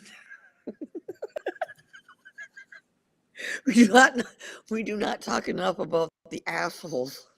I eat ass. All right, there we go. Good man. That's marriage material there, right? That's like the qualification. Why am I single? I eat ass. Okay. On the first date. It's one of my favorite songs, by the way. Okay, second date. All right, that's a second date activity. It's a half date, man. Bathroom. This is my theme song now. Cuntology 101. Oh, damn. See, I'm not like a lot of people. Okay, Substack babies. If you're listening out there on Substack, y'all need to unclench the asshole. Not just the first sphincter, but the other sphincter too, that you gotta relax. Relax about the word cunt. Seriously. Because I'm kind of at that cunt point. is not what you think it is. It is actually it's a very empowering word. And I am sorry, old guard feminists, that you look at any type of word that is derogatory, like bitch, cunt, pussy, all that kind of shit, motherfucker. All right. You have your thoughts about that. That's fine. I'm not an old guard feminist. I'm a 70. Like, I agree with a lot of 70s You're feminists. a first wave. I call you a first wave feminist. Not first wave, no, because that was like the suffragist movement. Yeah. Thing. Like, okay. Second. So you're a it's second more wave of feminist. the burning bra movement, like the ERA movement, all that shit in the 70s. I am a feminist in that form. I am radical, but I'm also somebody who uses the word cunt. But by the way, use the word bitch. I use the word motherfucker. I use the word pussy. All right. I don't see these as derogatory terms towards women. I look at them as a big fuck you to men who think, for me, this is me, who think that's insulting. And for women who feel that's insulting, more power to you. But don't jump on your goddamn soapbox with me about these words. I use them in the way that I use them. I call men cunts. I call them bitches. I call them pussies. And the thing is that the reason why I do this is that the dudes, especially in the manosphere, can't handle it, especially being called a cunt. That's true. It is kind of it's what it is. What it is it's the attempt of sitting there going, so you like that word being thrown at you, huh? What the fuck do you think that does to women? Yeah. Trying to get a little empathy in there, which is almost impossible with any man in the manosphere. Because there's is that, hey, you know, you want to be a cunt, I can find somebody younger. Like, go for it. Okay. The other thing I have a big problem with when it comes to the manosphere, there's about a million things I have a problem with when it comes to the manosphere. It's like, fuck, I don't even want to be a man because of the manosphere. How they groom teenagers into becoming the next generation of pedophiles. I'm a shitty friend. Because you have people like Matt Walsh who are like, well, you got to marry him at 16. You got to marry him at 16 so they could pump out all these kids. I'm like, well, okay. First off, Lee Press-on beard. For those of you who don't know, that's my nickname for Matt Walsh because his beard looks fake as hell. All right. I mean, seriously, if you ever look at a picture of Matt Walsh, his fucking beard looks like some sort of shit you get from like the costume store. Oh, nice. All right, bro, you dye your fucking beard. That's called gender affirming care, by the way. And when you get your hair shaved off your ass and put on top of your head, that's gender affirming care too. By the way, it's God's will that your hair falls out. How dare you? How dare you laugh in the face of God? Can I say something real quick? When your dick don't work and your hair falls out, you're mocking God. There's different levels to the manosphere. Yes, there is. So you're talking about one part of the manosphere. Substackian manosphere, or the substackians within the manosphere. I have yet to see anything like that. It is more along the lines of washed up Generation X men, millennial men who like to go after the Zoomettes, which is a coined term by Dan Baltic, which are Generation Z women. And there's this strange fascination between millennial men and Zoomettes. There's also a strange fascination with older Xer men, like either my age or a little older, with Zoomettes and actually like younger millennials. So, Bobby Lynn, how do you know this? I bore witness to this shit.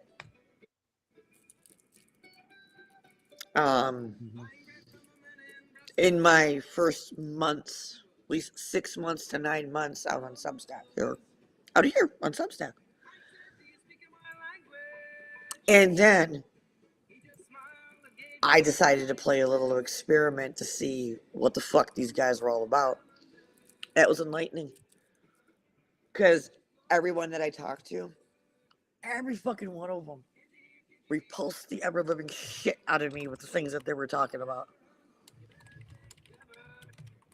I mean, I sat there and subscribed to them. I followed them to see what kind of shit that they're sitting there talking. And I'm like, you're a life coach? Oh, what yeah, was that's disturbing. the life coach. Yeah, what was disturbing is actually seeing the fucking young men in their 20s, like the Zoomers, sit there agreeing with his ass, with these fuckers. A lot of these men, some of them have been married, married once, stayed married, one that I know of. But the majority of them divorced once, twice, maybe. A lot of failed relationships. And you're going to sit there, I've learned from them. So I'm seeing your fucking goddamn like manifesto that you have. You haven't learned shit, motherfucker. Here's the thing, Yanni. That shit that they peddle out here doesn't fly with women of my age or even like younger than me. Mm-hmm.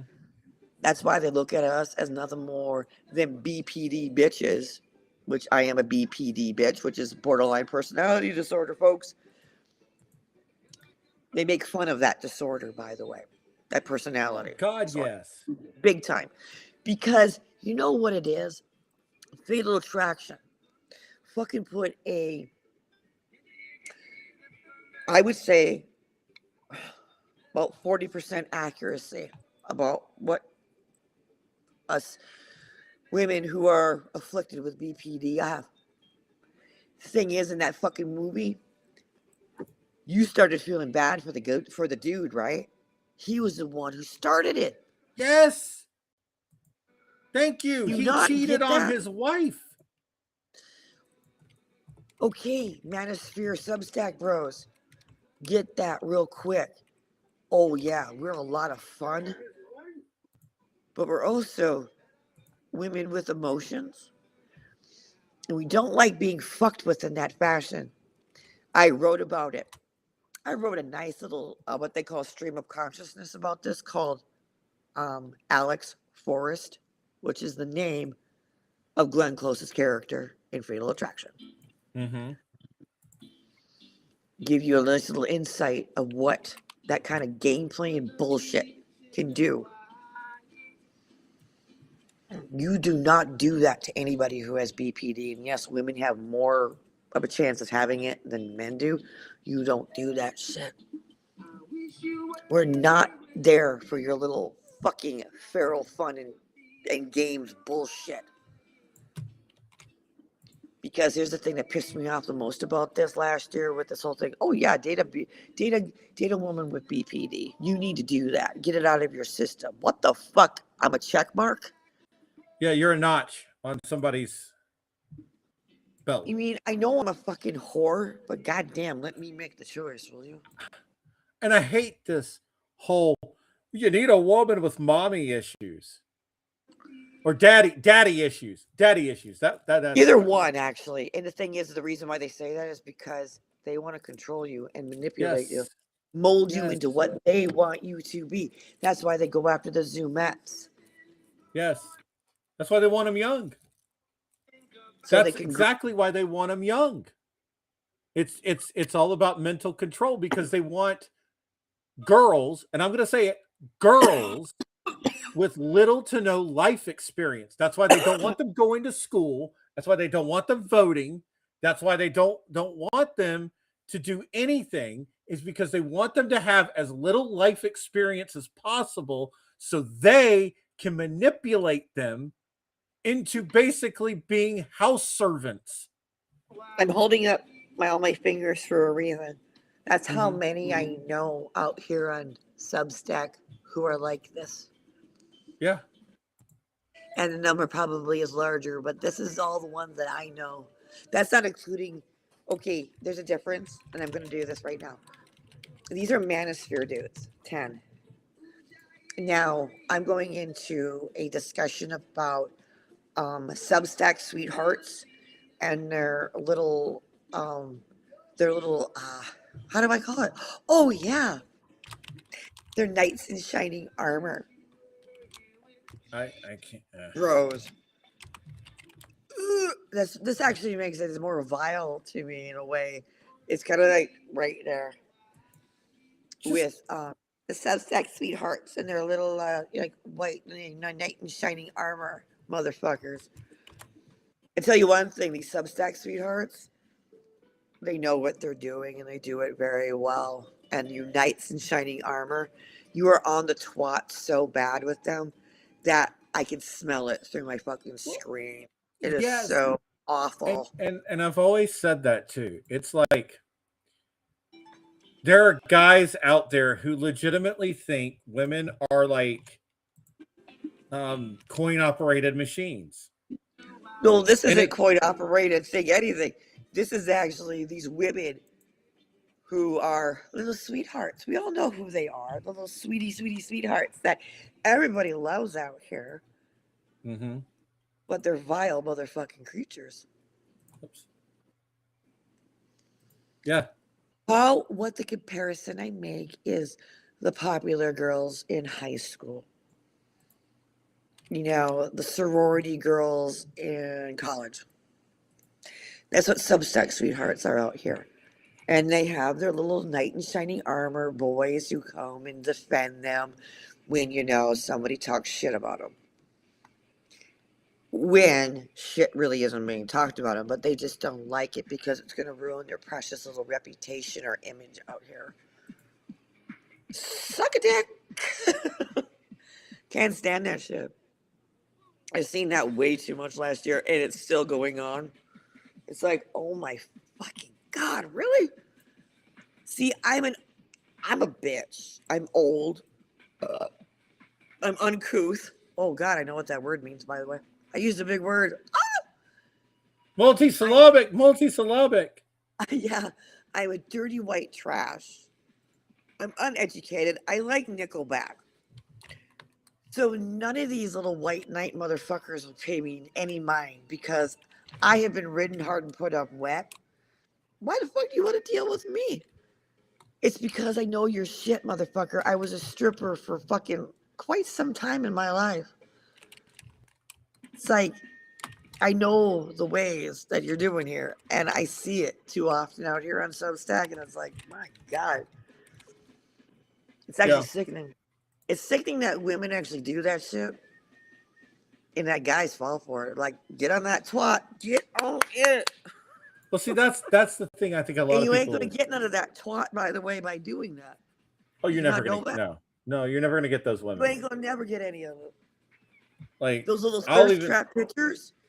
Those like, I'm coming into my own. Yes, I'm filling up my tits when I do this. I'm coming into my own sexuality thing through Instagram and Substack. Oh, I'm so free. Y'all want to know the truth? Bitch, you are getting subscribers to you. Okay. Say As it. somebody who has friends that are on OnlyFans, most of those pictures you see on Instagram and shit like that are fake. Oh, I know. I can tell. They're fake. You're not caught in me with the fact that, you can gloss it up. You can do all the filters you want. There is no filters. You get what you get with this fucking trashy panda here. And I think. thing is like Yeah. all those filters on Instagram, even out here, you can do it too. And it's like, I am Because finding that more people Yeah. want real than Yes. anything that's okay. I understand in photography where you clean things up and you make you'll like double expose things, which is really Right. cool. Like you layer. You're not using AI, but you're cleaning up images. Which Yeah. But every when you start photographer nowadays does this. photoshopping off your stretch marks and your fucking cellulite and Yeah. shit like that, I have a big problem. And I'll say this as a man, as a guy that is now getting back into the dating pool, I've got a big fucking problem with that.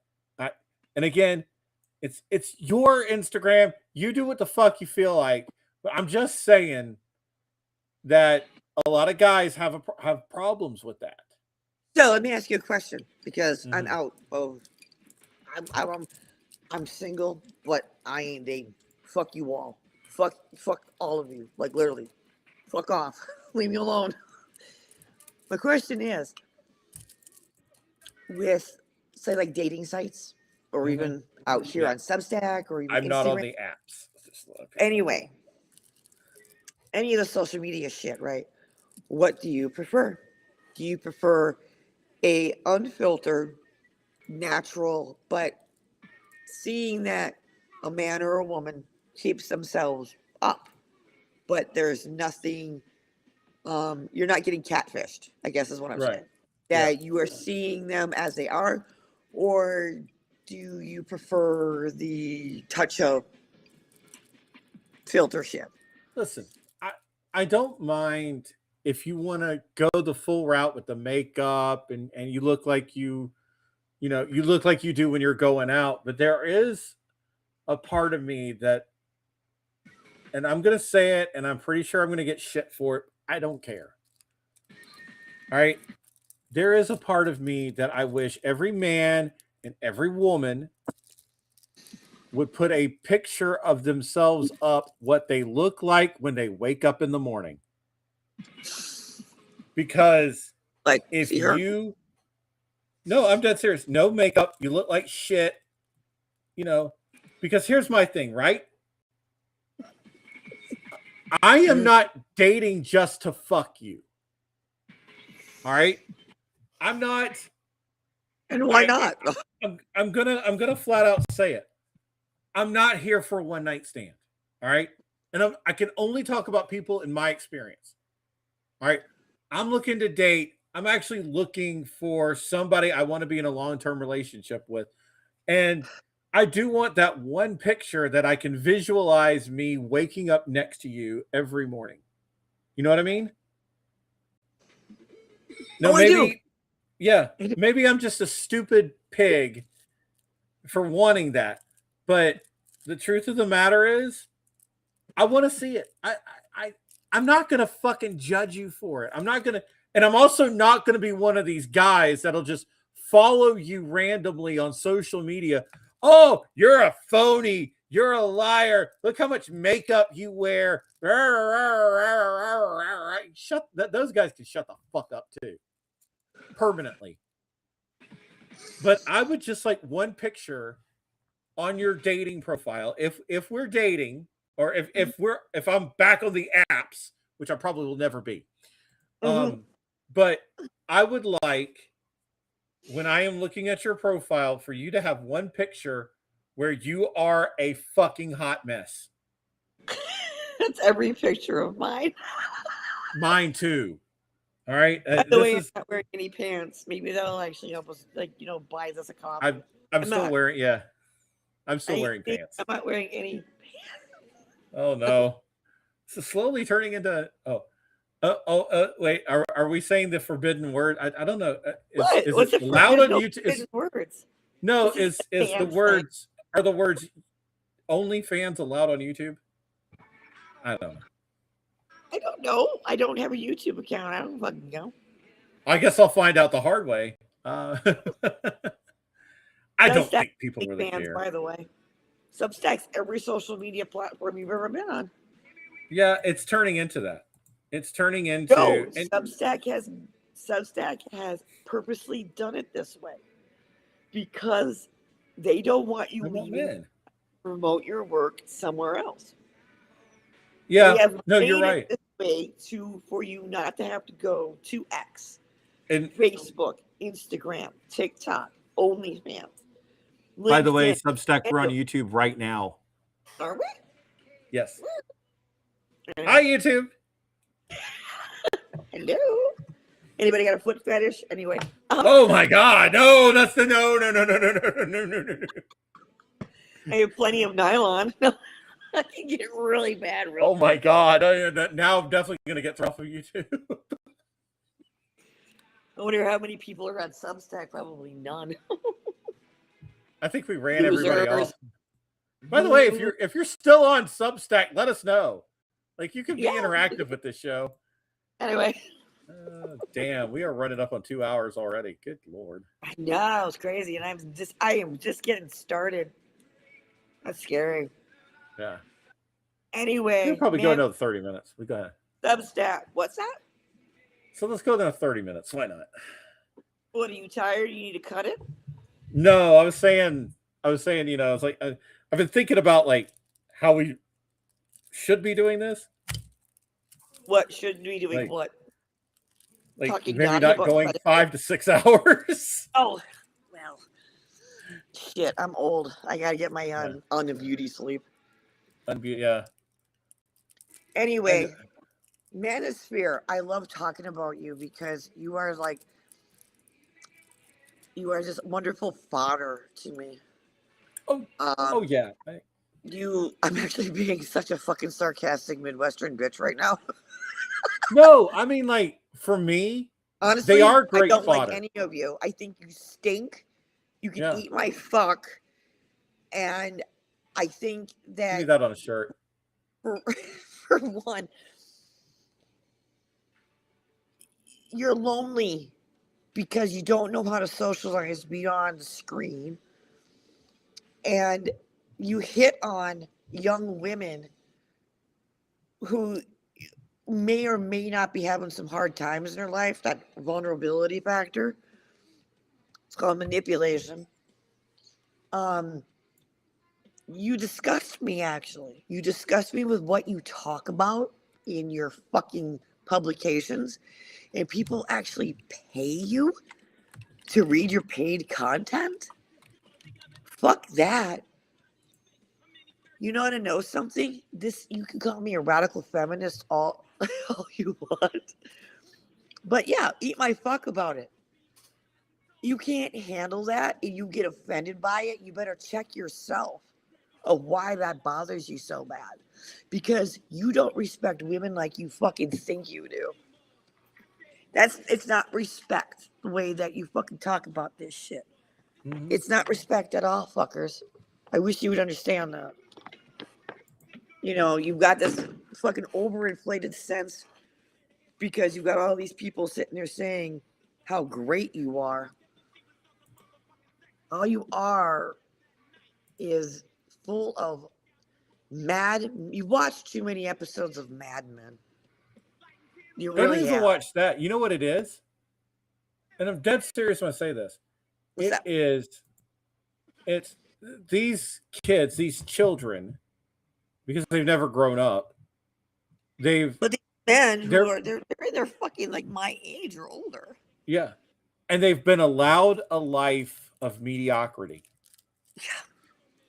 Like Yeah. they get away with shit and they get a little extra, push in life because of who they are. And I went through this thinking. I had to deprogram myself in this thinking because you have all of these morons out there and I could run them down, but I don't have the time to deal with their drama because they'll send 3 or 4 fuckboys to a stream. By the way, okay, you can send the fuckboys to me. You see my name? You can come and you can blow up my DMs because I'm a whore and I really like the attention. And also we'll fucking sit there for 10 hours and mock your ass. Yeah, see, that's the thing. What you do if you do that shit to me, especially Cummings, guess what, motherfucker? You did exactly what I wanted you to do. You know what it was? You wound up blocking me, not the other way around, you dipshit. He ain't going to hear this. Not at all. No, I don't give a fuck. Whatever you want to do, yeah. But here's the thing. He blocked me. I didn't block him. Hey, I'm not sitting there saying it's a win, but the thing is that he's such a pussy ass that you couldn't motherfucking tolerate simple questions. That's the thing. You little fuck boys, you want to come at me? Slide into my DMs. Let's try it again. DMs.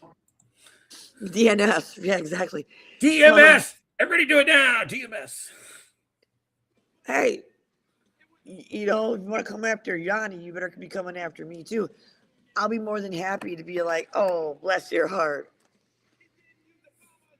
Like, I don't entertain fucking assholes like that. So you slide in, I ain't going to even talk to you because you ain't worth it. Once again, I'm going to say it. Eat my fuck. I don't care. I'm just... Yo. My whole thing is, it's like, okay, I go back, like, when I go back to streaming, like my original time that I started streaming was 2017. Okay, 2017, that's when a lot of the hot tub streams began. And what you had were these weak ass little boys that would go on rant about, oh my God, they show their tits and they get a ton of views because they show their, but you know who's going in there into those hot tub streams? Perverted old men and horny teenage boys. That's who's going into those. And guess what? They don't. Older actors are going. Yeah. They don't want to see. You scream the N-word on fucking Call of Duty every 5 minutes. Yeah. You were never going to get those people that go into those streams, you dumbasses.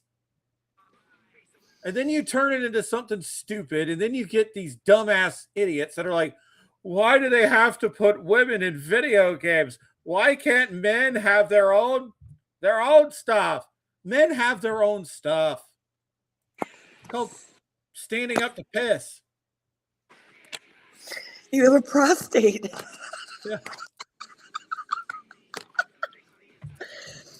I mean, my balls are on my chest, so yeah, my tits. I can't fucking stand that. I can't fucking stand that. It's like, why did they make the little mermaid black? Because Yanni, it's a fairy tale. Yanni, I love those little whiny fuck boys. They're so much fun to play with. They really are. Oh, I almost sound like I'm a dominatrix, but I'm really not. You really should go into it. I'm like a cat. Okay, women are like cats. Little whiny fuck boys are the toy that I actually like to bat around a little bit, and then I fucking smack his ass underneath the fucking refrigerator and forget about him. Like, I am so... I think that whiny fuck boys are like, they're so cute. I'm like, oh, bless your heart. Go on and get now. Because... You know what it is? It's motherless behavior. Well, yeah, but I'm not going to get into the fucking behavior because I don't give a shit. I don't care about it. You know why I brought I'm a girl with a southern heart, so when I say bless your heart and go on and get, that means, you know what it means. I know what it means. I'm born and raised in the South, son. Get the fuck out. Get out. Get on out of here. No, what the hell? I did that on purpose. What's that? I said mommy issues on purpose because what's the first thing when a woman gets mouthy to one of these little tiny dick little fucking losers? Oh, she has daddy issues. You know what I say to that? Fatherless behavior. My parents were divorced when I was like 5 years old, but my dad was a very active part of my life until he wasn't. Meaning, he was killed by a drunk driver when I was 12 years old. I don't have daddy issues. Let me get it straight. Let me straighten it up. I don't really have mommy issues. I have abandonment fucking issues. God damn it. So let me get it straight real quick. Oh my God. I can't stand that shit. Like, I go being a stripper and everything, working in sex work, I have daddy issues. Actually, you show fatherless behavior. Fuck you. Anyway, what I had was this. Fuck my you, eyes Catholic can't roll religion. hard enough. I had it this way. I said, fuck you, Catholic religion, the religion I was brought up in.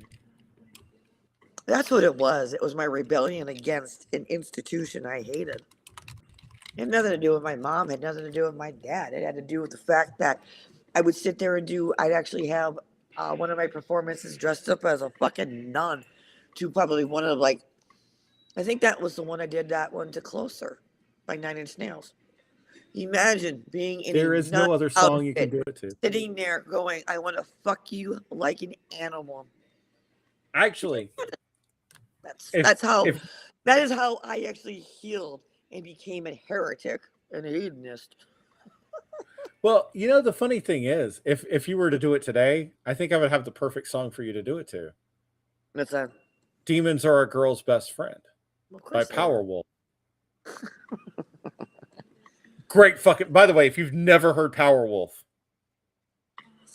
I think I have. For the love of fuck, everybody listen to fucking Powerwolf. They are awesome.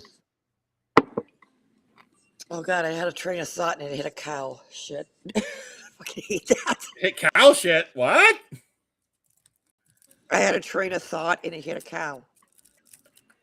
Fucking thing splattered all over the place. God damn it. I forgot.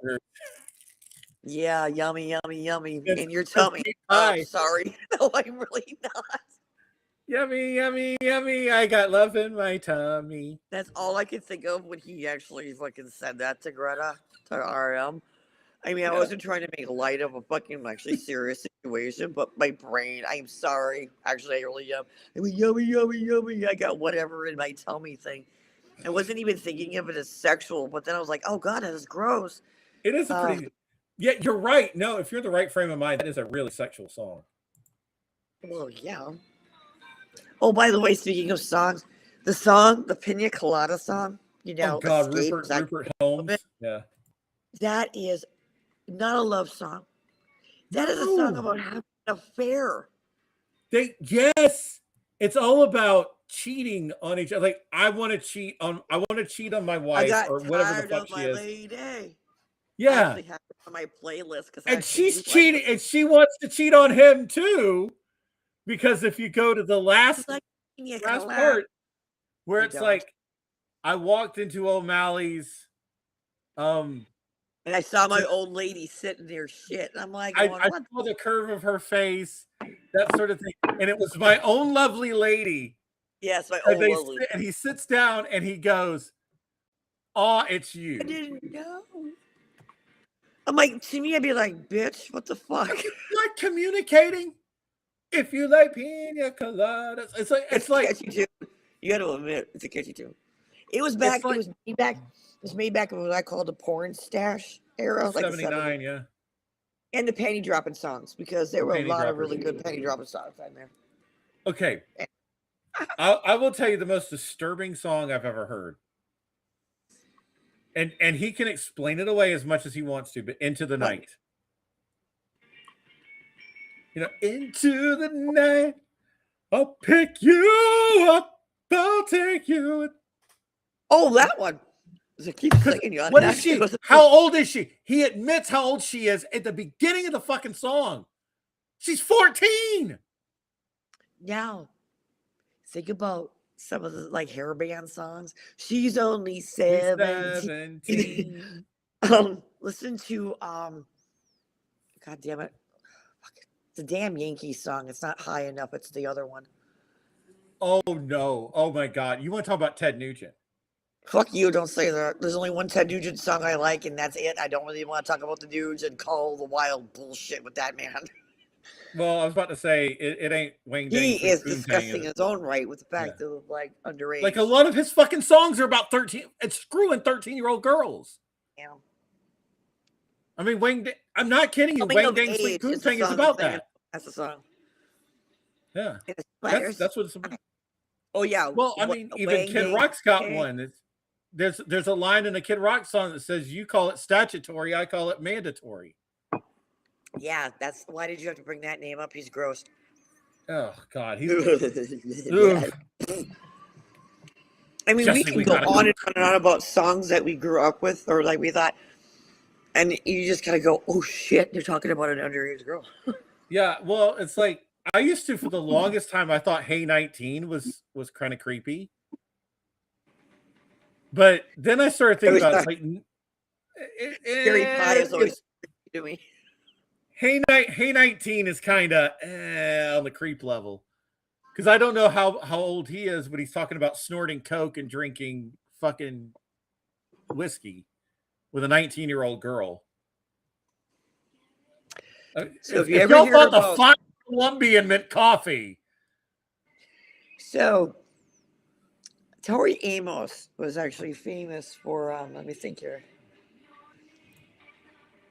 Problem is, I got another song playing in the background, and it's off of actually Little Earthquakes. I'm trying to remember what song she actually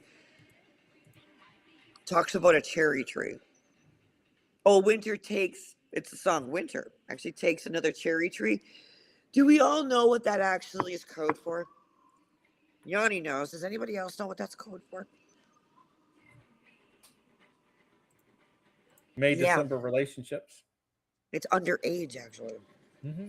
Taking a virgin. Cherry tree. That's why she's Anybody cherry heard tree. the KT Stunzel song, Black Horse and a Cherry Tree? Black horse and cherry tree. Yeah. So when women actually do write about it, about cherry trees and shit, that means the taking of their virginity. Or a virginity. Oh, it's interesting because I was in speaking of music, and it has nothing to do with actually virginity or anything else. You mean the underage pedophilic Yeah, shit that goes on? yeah. Getting us out of the pedophile gutter for a minute.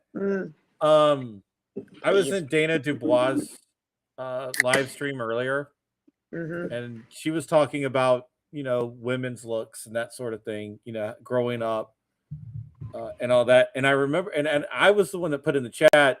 I don't know if you remember this or not. Paula Cole. Fuck her. Oh, by the way, yeah, Paula Cole. She, who, by the way, probably wrote the sexiest song of all time. Yes. What song is that? Feel in Love. Oh my God. You want to talk about pornographic lyrics? Do you remember like when she first got big with where do all the where have all the cowboys Where do all gone? the cowboys go? I actually had that album, yeah. Yeah. You remember why she took a lot of shit? No. Because she didn't shave her pits. Oh, that? See how incidental that is to me? Didn't even care. Yeah. No, but I remember MTV made a fucking thing about Paula Cole didn't shave her armpits. You want to know how long it's been since I shaved my pits? Yeah. Probably over a decade. Because you want to know something? My hair, my business. Yeah. And by the way, if dudes loves, we're going to be serious here for a minute. If you're scared of the bush, then you do not deserve to get what's there. No, you don't even get to deserve to dine on the delicacy there if you are afraid of pubic hair. Because, by the way, I have been with some hairy-ass motherfuckers, and I would never say to them to shave their nuts. Because you want to know something? Porn stars. A dude who has shaved is the most abnormal-looking thing ever in my life. A grown ass man who has gone through puberty and has pubes, you have absolutely no reason to be shaving. By the way, your dick looks better. I don't care what size you are, but your dick looks better with But your it pubes. adds an inch. I When don't we give a shave, fuck. it adds an inch. I don't give a fuck if it's a micro, if it's a macro, or if it's a super macro. I don't give a shit. Your fucking dick and your nuts look better with hair, in my opinion. I honestly am not bothered by a guy with a lot of hair. I think it's kind of cute if a guy has a hairy butt. I mean, not like Sasquatch hair. I mean, but you know what? That's He's me got out. the problem is, the thing is that, in the crack, this is why bidets were invented, so you don't have a dingleberry forest. Right. And I have here's the other I thing. have a hit list that would make would make a lot of you blush. Well, gentlemen, A lot of you. gentlemen, Believe me, please. I have I've had all sizes, all shapes. I already told Johnny my story about me actually having come, out of my nose, which was a funny story, by the way. Well, But gentlemen, I have had it all. I've men, women, the whole 9 yards. Guys, I'm gonna tell you this: you shave, you keep it away from me. But gentlemen, Yep. bathe. Please, yes. We've told this is how we sign off a lot of times, like wash your balls. Yes. Because wash your balls, by the way, you can go on Amazon and you can get yourself a bidet that actually can attach to your fucking toilet. I have one. It's really simple to set up. If my dumb fucking ass can do it, any of you can, put it on there. Well, yeah. And by the way, at first, because it's cold water, because it's coming out of your tank, that's what happens. It comes out of your tank. You got this nice little stream. You can adjust, meaning there's different speeds. So if you get to the, oh my God, this really feels good stage, hey, get up there. But the thing is that honestly, it makes me feel better. Yeah. Now, the whole thing is, okay, the big thing is here is this. After you're done, you kind of got to drip dry just a little bit. Like shake it out, all that, and then you're fine. Do not have dirty buttholes. That is your problem, Manosphere. You have dirty buttholes. You need them cleaned properly. Get a bidet. By the way, I just looked this up. I want to share this with you. I just want to share this with everybody real quick. Real quick. I'm going to share this. Anyway. Amazon.com right now. Yeah. Let's Does see they have a sale on them? if I can't show it real quick here. Do they have a sale? See, that's actually the no, one. Oh, actually, shit, you left it. I wanted to bring this one up right here. Okay, come on now. There's one. It's a travel bidet. A travel bidet? There's really? a travel bidet. I'm scared. So you can attach it to a toilet in a fucking goddamn hotel room? Yes. You don't even have to attach it to a toilet. That's gross. Where the fuck do you put it? No, wait a minute. Let me show you. Is it like a porta potty? No. It's like a case of. I mean, hang on. It's coming. It's Come slow. on. No, it's not. Every guy says that. It's coming. Okay, that's wrong. It's disgusting. That's like a port. You know what that is? That's like the back of your toilet. That's an outdoor hiking, soft pressure options. All I'm seeing is that's cut off. Oh, here it is. Handheld personal. I can't. Oh my God. That's for hiking. Yes. It'd be environmentally conscious. Anyway, I'm going to say it again. I'm really going to not try to laugh. I'm trying to be a professional here. Manosphere, Substack, Manosphere. Wash your buttholes. That is part of your problem. Get a bidet because it can actually act like an enema. So it can get like that shit that's been building up inside of you that makes you say the things you say out. You will be clean. You'll be pristine. And even a gay man would probably be like, damn, baby, you got a nice asshole going on there. Anyway. Well, I mean, that's my whole thing. Now that I'm starting to date again, enemas are going to become enemas are going to be a thing, and douching's going to be a thing too. There's nothing wrong with any of that as long as you're actually being careful. Well, I was about to say heavy are the hips that wear the strap. Get a little, yeah. And depending upon my mood, you just never know how you're going to get pegged. Yeah. And by the way, for those of you who have never done it, pegging is so much fun. I nope, because why would I? Pegging No. is fun. Not even with a woman, to be honest. No, I've never done it. Enjoy. I don't know if I could do it to a dude. I don't know if I could. I don't know if I could actually do that. Fun. It's Well, fun. you know, here it comes down to I've never done it before. I've never actually have pegged a guy. I'm being actually very serious here. For once in my life, when it comes to like serious like sex talk, especially like pegging and things like that, there would be like a lot of communication with that because it's like I agree with that. Sure that the dude is like, you know, comfortable, whole 9 yards, especially if it's like a first time thing. I mean, like that strap on is going to be lubed up better than a car. You know, I would not want that man to ever feel uncomfortable or hurt. Jesus Christ, no, I would not ever want to do that. And I think it's not a fear. It's more of a concern that I wouldn't want to hurt them because, you know, I am somebody who really does like to have my partner have pleasure. And if it's like, I know it's like the first time it's going to hurt because duh, it's going to. But it's like it can hurt but feel good at the same time. It's like a lot big peg in a small hole. And I guess it's just one of those things of, you know, I'm such an empath that I don't want to hurt them, but I actually, in turn, I want to make sure that they're happy. But I'm a confused fucking trash panda with that one. You know what I mean? This is like, because I'm all about like wanting my partner to feel pleased, even though that there might be a little pain that, you know, especially a first time with it.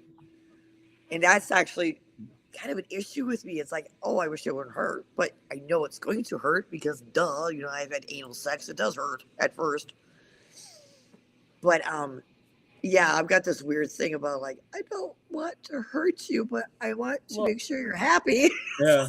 Well, I mean, like, okay, the first time that I ever had like a girlfriend do something with like fingers, I think it was, well, I'm not gonna say my age at the time because there's a lot of things I did when I was young that I regret. Anyways, here's I guess the crux of the point is, if guys weren't meant to do that, why is our G spot in our butthole? Can I say something here? All right. Yes. The quickest way to a male's G spot is through the butthole. All right. Fuck it. Our audience knows this. If you know, men, 10 p.m. we can do this. I'll fuck it, right? Jesus. It's only 10:30. God damn, it's early. Anyway, men, women, and everybody trying to figure it out. If you know how to, with a man, obviously, because that's where their G spot is, their taint, if you know how to actually apply pressure in this area, you can actually fucking stimulate the prostate.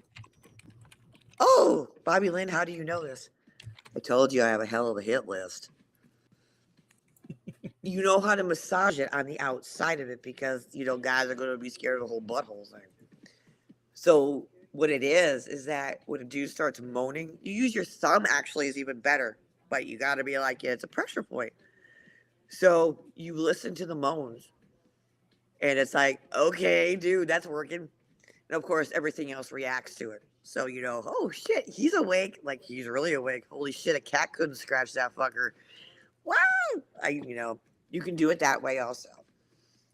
Yeah, I know pressure points on bodies, but that's actually fun to actually sit there and investigate that, by the way. It's kind of like, I had one dude go lower.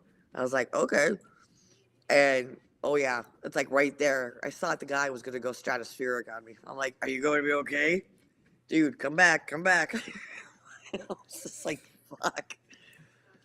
So you can actually be able to like stimulate the prostate. That doesn't necessarily mean that you gotta be like up the poop chute.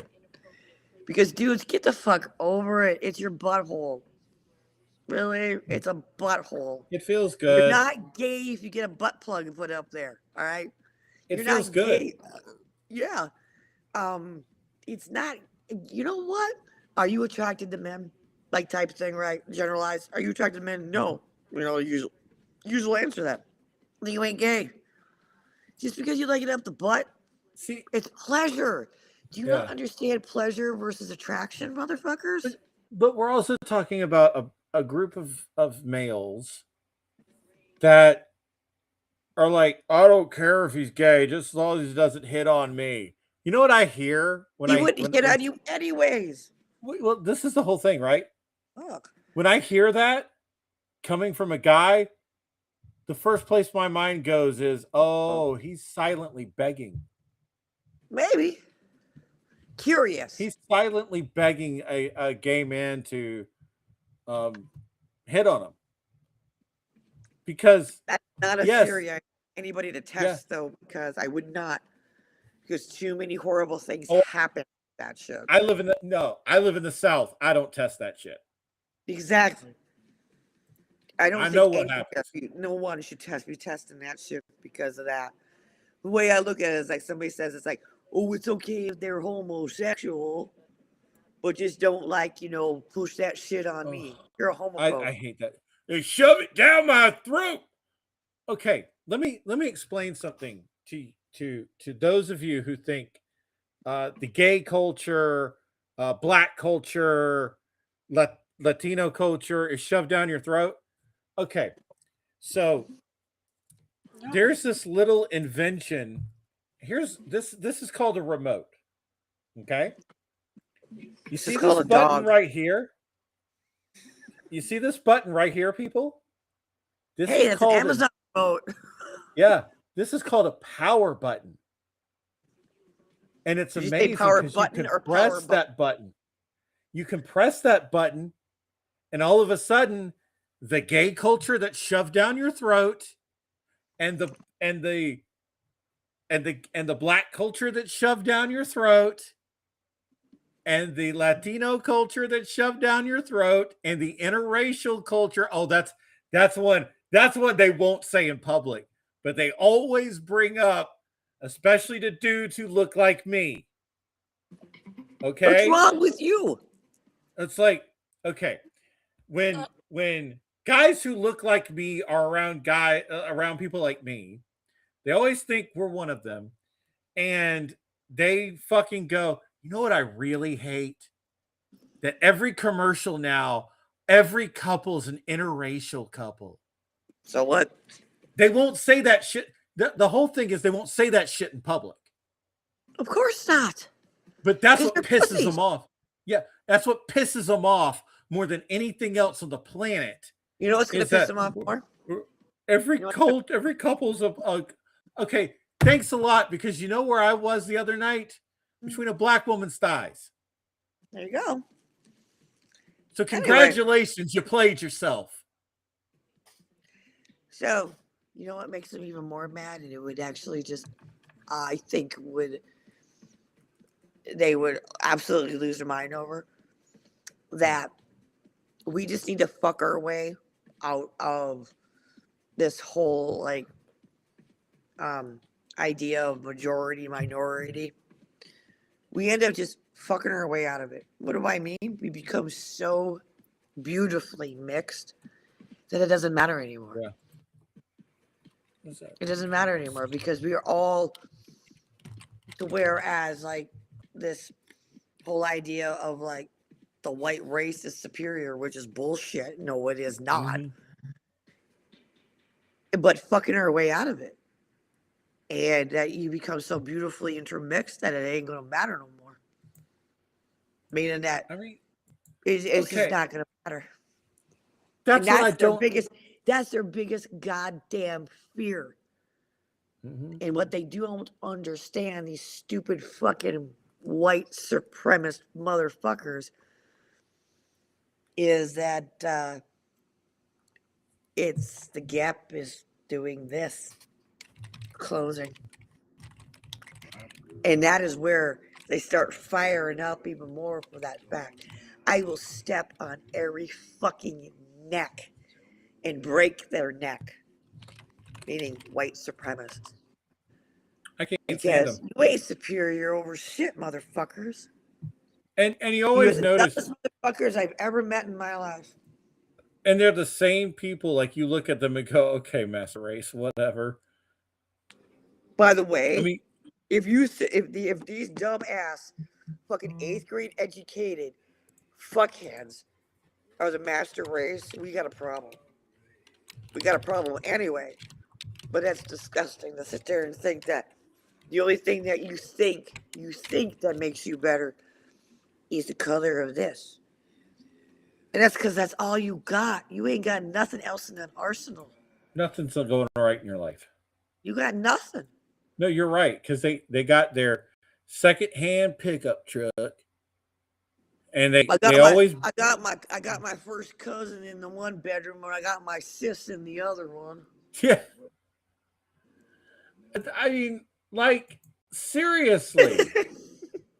I mean, and what? Can't tell I spent some time in the South, especially and their meth lab blew up the other day.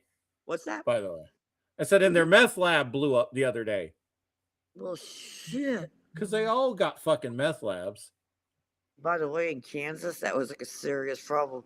There was like a block in the town that I was actually at that there were nothing but concrete slabs. It's because of the fact that it was a meth lab and it blew the fucking house up. It was like concrete slab after concrete slab. It was fucking wild. I was like, I lived on the road here where every night there was fucking cops up and down the road because everybody, it felt like everybody except for me on that block had a fucking meth lab in their damn garage. I mean, these people were putting Walter White to shame. By the way, Breaking Bad had it right. It's like if you're going to do it, camper. All right. Middle of the desert. Nobody finds you. I loved Breaking Bad up until pretty much like the last couple of seasons. Because I couldn't stand Skylar. She was such a fucking whiny ass bitch. Low key, same. It's so funny because I wound up in actually like being in Taos, New Mexico, which is north of Albuquerque. No, I haven't been to Albuquerque yet, even though it's like people sitting there saying it's like, yeah, there's like it's not like the greatest. And like Santa Fe is where women go to find themselves. I love Rick and Morty so fucking much because when that episode came out, I was like, oh shit, fuck.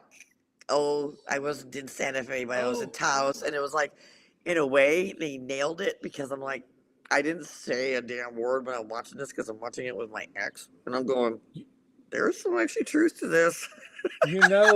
By the way, you know that house where Walter throws the pizza on the roof? Watch the show forever. That house is fucking real. I believe it. And you know how I know this? No. Because the owners of the house actually came out, I think it was like 6 months after the episode, and said, please stop coming here and throwing pizzas on our roof. Oh, dear God. Scout's honor on that one, kids. By the way, New Mexico is like one of the most beautiful states I've ever been to in my life, especially Taos. It's actually like, it's a small, it's actually in between like a town and a city. Fucking cool ass town though. I was actually staying in a national park there. Yeah, I was smoking weed in the national park. Do you think the fucking rangers who came maybe like once a month gave a fuck? No. Because you're not supposed to smoke weed in national parks, by the way. Or national parks. That's still illegal. Even though in New Mexico it's legal as fuck because you could sit there and throw a stone and actually hit like 4 dispensaries. And I tell you this much, New Mexico weed, it'll fuck. It is like, I live in Vermont. The weed here is really good. By the way, this is actually Tennessee weed. Just don't ask anyway, but it is. Um, but New Mexico weed has like actually a little bit of a higher potency to it than here in good old Vermont. Oh God, why that fucking just brought back a memory that I really wish I could just eradicate and like What is it? Eradicate. Um, what is the word that you actually use radiation to get rid of something in your head or in your body? Like Radiate? irradiate. Yeah. I really wish I could get this memory out of my fucking head, but eventually, God, I love being used for weed and pussy. I honestly, all right, That's getting clipped. All right. Okay. I know it will. Here it is. If I would have known up front, okay, I'm gonna say this. I'm 100% honest trash panda here. Just be honest with me. That is what you want. I have absolutely no problem going to Texas, which, by the way, I gotta say this because I'm gonna talk about this shit because it's actually funny. So here I am in Taos. I went to a dispensary. I got a discount for being like a first time customer. By the way, I bought all this goddamn weed, and I'm thinking I'm gonna be like paying out the ass for it because I'm used to Vermont prices. Oh hell no! I was like, fuck, put some more on there because I was like, so I got like a couple of blunts. I got like you can get like a cigarette pack, but it's not 20, but it's like a little smaller of like pre rolls, like joints and shit. I got some gummies. I got myself because I like vapes. So anyway, I just would have liked to have known if it was like I have no problem bringing you weed, and if you want a little pussy, no problem. As long as I know up front that's exactly what this arrangement's about. Don't be fucking tugging at me. Don't be fucking telling me bullshit. Don't be fucking sitting there saying what you think I need to hear. I'm like, I am at the time 49 years old. I am not some dumb fucking cunt on Substack that is going to be like, I need to be told something different. Just be honest with me. All you wanted was weed and pussy. That's it. I would have been fine with this. Don't fuck with me. That was the problem. The dude fucked with me. I had no issue giving him the weed. There was the gummies and the vape was mine. All the rest of it was his. Tell you one thing though, that blunt fucked him up, which is like he's a hardcore fucking smoker, and he was just like having a hard time. Even I was, because like, damn, New Mexico, you got some good shit. Anyway, yeah, I don't like being fucked with. Just tell me your intentions, and I'm fine with that arrangement. Yeah. Don't be acting like a good guy when I know you're not a good guy. I fucking hate that. Yeah, and I think that 1 minute I knew you were actually a good guy and a gentleman, motherfucker. No. You are going through the toughest time that you have ever had in your fucking life. You're fighting for your life. And that is why I wanted to get you some weed, because Texas is assholes. yeah. By the way, the funniest thing from going from Taos back to where I went to in Texas, you got all of these billboards once you enter into Texas from New Mexico, talking about like you get popped with weed. You got all these lawyers that'll help you out. I can't tell you how many of those motherfucking things I saw. I was laughing my ass off over this shit. That Like is one thing. You got Jesus and you got pussy. That's Texas in That a fucking nutshell. that is one thing. Like we in the South are very much known for. Every What? other fucking billboard's a goddamn lawyer. Disability lawyer. Disability lawyer. You got your bail bondsman that put up advertising. You've also got your fucking porno goddamn billboards, which I never knew that there was an Adam and Eve store in Sevierville, fucking Tennessee. I was like, what the fuck is this? See, we keep our at least here we keep our porn to ourselves. I mean, we don't have a lot of porn shops all over the place in Texas. There was a place in Listen. Amarillo. It was a porn store, for Christ's sakes, and then you got a Listen. Jesus billboard right down the way. I'm like, what the fuck is this shit? There is like I live near the Darlington Raceway. You know, I'm it's sorry. race weekend, everybody, so they're all here. There's a porno shop within like a mile of the racetrack. Oh, sure. Well, you don't want to know about military installations all over the place. There's strip joints right outside the gates. Oh, yes. I know this for a fact because I've gone through Vietnam. I've gone through Vietnam before. You know Fayetteville. Yeah, I know. Yeah. By the way, it's like favor wise, I worked at one of these, Fort Benning. Outside of it. Oh yeah, fun times, motherfucker. Come on, Ranger boy. Bring it, motherfucker. I dance in Hotlanta. Let's do it. Believe me, your Ranger training ain't nothing compared to this bitch. Don't even. You know what? I swear to you, when I finally make enough money to where I can do this full time, I'm moving to Atlanta. Really? Yes. My hope in life now is to move to Atlanta because Atlanta is the greatest city in the United States. It's a great city. That and Savannah. Savannah's a great city. Savannah's all right. I'm not the biggest fan of Savannah, but well, like for me, I love Atlanta. But it could be a lot different now. But it's gotten a little Christian-y. I'll put it that way. Well, in the Garden of Good and Evil, great book. That's really good movie. No, it's a fucking amazing book. It's a good movie. I love that movie. Yeah. Well, I was about to say I love the movie too. It's like it's a great I loved her. I don't even know if she's around anymore down there in Savannah. Really? You know who I'm talking about? Yeah. I wonder if she's still there. I don't even know because that was a long time ago. I'm not sure, to be honest with you. I always thought of Savannah as sure. Like kind of like the New Orleans of the fucking East, or like the New Orleans of Georgia.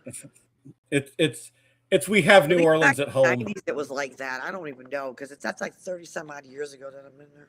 Dude, let me tell you something. Every fucking time that I go to Savannah now, it's like half the city's under construction. That doesn't surprise me. Like, I love Georgia for all of its fucking flaws. You know what? If Georgia wasn't full of like fucking, well, and I know it's just a mountain. I know it's just the mountains area that's full of racist fucking rednecks. Oh, son of a bitch, man! That's all the way down here. Actually, all the way down to Valdosta, for Christ's sakes. By the way, did I ever tell you? I mean, this is actually worth repeating.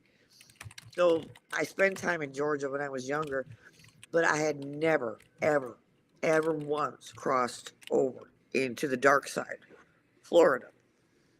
I have a visceral reaction. One place only, and I know I have to drive through the penis to get to where I want to get to, which is Key West. One place only I would ever go to, because Florida can suck the shit right out of my ass. I don't like the rat. I will go on a rant right here, right now, why I hate that rat. I hate him. I hate that rat. Name one person actually likes him. I hate him. And I tell you, even Republicans hate his ass. Well, they hate his ass for a different reason than I do. Anyway, that is not the happiest place on earth. I don't give a fucking flying. No. Fuck all you Disney girls, you Disney women, you fucking Disney fanatic, fucking obsessive. What the hell is wrong with you? I don't care. I'm shitting on your joy right now because I don't like the rat. Get diagnosed with a terminal illness, like I got like 6 months to live shit. This is the only one time. And I would need an accomplice with me. I would drive my ass down to Orlando. I would pay to get in. Right.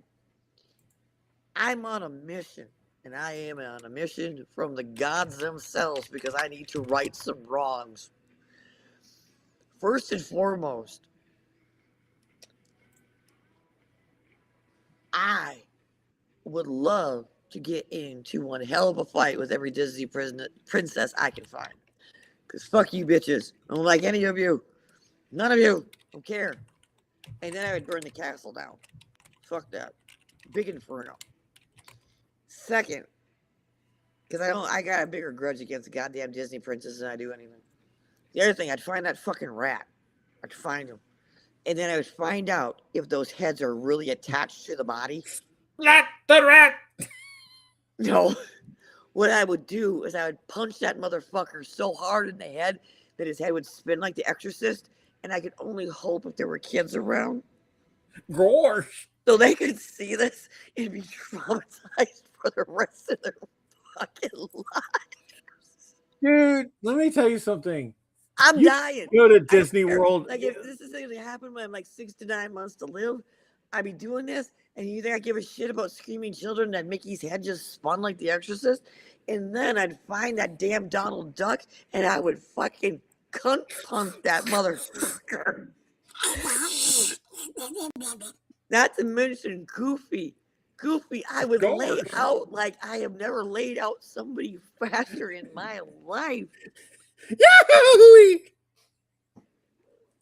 I had to do it. My plan. That is my plan. If I ever go terminal, motherfuckers, and I ain't going to give two shits if I get like fucking dogpiled by a bunch of pigs. I don't care, because you want to know something? I'm dying. I'm giving shit. I'm not dying now. I'm saying that happens.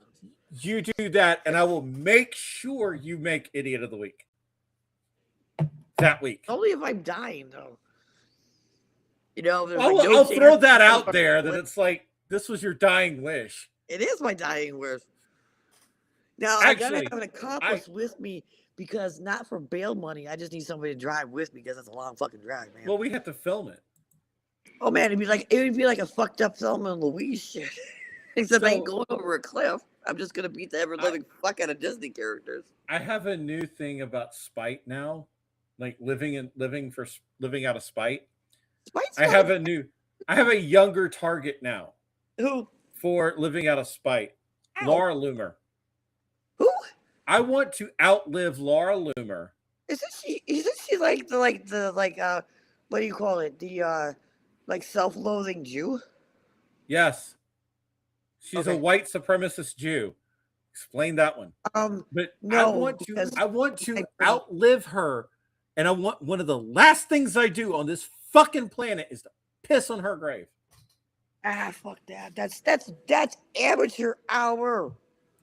Amateur hour. I'm not going to do it. You know what you're going to do? I'm not going to drop a deuce. You know who she ain't worth the effort. You know who Gigi Allen is? Oh, you can't. Do I know who Gigi Allen is? That's all you need to say. That's the reaction. All right. He used to play up here in Vermont. Our Lord and Savior. He was actually. He used to eat shit on stage. Dude, he used to do a whole. He was actually a fucking just disgusting. Actually, wait a minute. By the way, you want to talk about a pedophile? Yes. Yeah. He was not a nice guy.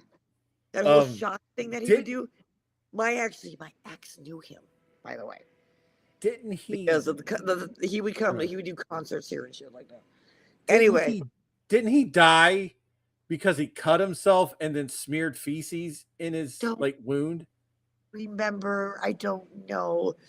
Anyway, his gravesite, I do believe he was born in New Hampshire, and his gravesite there is like in honor. People crap on his grave, like literally will shit on his grave.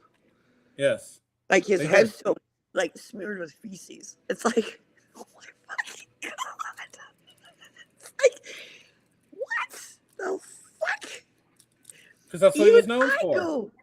Oh wow! I know that's what he's known for. He's fucking vile. God, Jesus, fucking Christ. He never like the only song I ever liked of his was like something like "I hate myself and I want to die."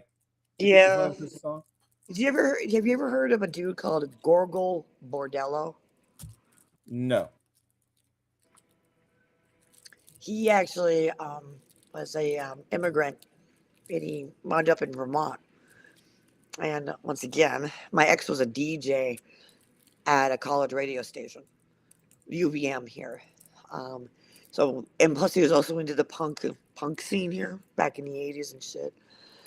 So Gorgol Bordello, which some people know who he is, he's actually quite famous now, was his beginning band. By the way, do not crucify me for this. His beginning band was called The Fags. I mean, it was. By the way, fags means cigarettes. Over because he was not from the United States, but He's British, wasn't he? who knows what the really his original band was called The Fags. Just to let you know. Yeah, I was immersed enough in British punk culture. A fucking shit heroin addict band called Fish. Fuck you, Fish fans. Oh, I hate Fish heads. The whole 9 yards. I cannot stand this band. God, I hate Fish. They suck. All right, like, and the only way that you can even tolerate their fucking concerts, if you are fucking tripping your balls out, either on LSD or psilocybins. I mean, come on. Or you're fucked up and you're chasing the dragon. Yeah. We have the Grateful Dead at home. I love the Grateful Dead. Right, and that's the thing about Fish. See, that's the thing I can't stand about Fish. They could not fill their shoes. No one can fill the shoes of the Grateful Dead. No Fish one. That's basically what Fish is. Fish is if the Grateful Dead forgot they had music talent. Well, even, you know what? I am violated with the idea that you would just compare the Grateful Dead to a fucking shit fucking college band. No, I would never fucking do that. Once again, my ex went to school at UVM with. His radio show was actually after Trey Anastasio's show. Oh, shit. Yeah. My ex actually did a show that was geared towards like heavy metal, mostly. Some punk influence, some hardcore in it. He actually got to meet Lemmy, the god himself, Lemmy. He met him up in Montreal, actually. Like, was sitting with him drinking, meeting him. My ex has got some really interesting fucking stories of fucking his days. It's just, he was actually a college DJ with the college radio station for years, actually. And his show was actually quite famous. Like, even people still to this day, well, like people from back in the day that are still alive, because a couple of these, like a lot of them have died off. Oh, yeah. But, yeah, he's met some pretty interesting, like Lemmy. Like, as Lemmy, because Motorhead to him is like the fucking, like, he loves Motorhead. Motorhead's amazing. I mean, you know. But Fish is the worst export that Vermont gave to the world. Sorry. I'm not a Vermonter, so I don't really have to be sorry for you. All I have to say is our best couple good exports. Really bad beer that gets you drunk. Bratwurst. All right. Cheese. And I can't forget one last one, which I love doing this. We gave you Jeffrey Dahmer. That's what my state gave you. Plus, we also gave you Ed Gein. I went to school, even though he wasn't actually... He actually left. But I went to school with a serial killer for a time when he was younger. He didn't become that until he was a teenager. He killed his stepfather, stepmother, and his half-siblings. And then attempted to burn them. I work in the town where Pee Wee Gaskins was born. Who the hell is that? He was a very notorious serial killer in South Carolina. No shit, really. And I work in that town. Effingham is a very small town. Basically, let me explain Effingham to people. Effingham, South Carolina, is the county jail, and very little else. Go ahead. It's the county jail and very little else. That's what Effingham, South Carolina is, and it's also got a plaque that says that. Yeah, they're. I wouldn't call them proud to have Pee Wee Gaskins there, but they do acknowledge that Pee Wee Gaskins was born there. But it's literally a hole in the wall town. Like, it's really, really fucked up, really weird. So let's see what's going on out there in Funland since we have some time.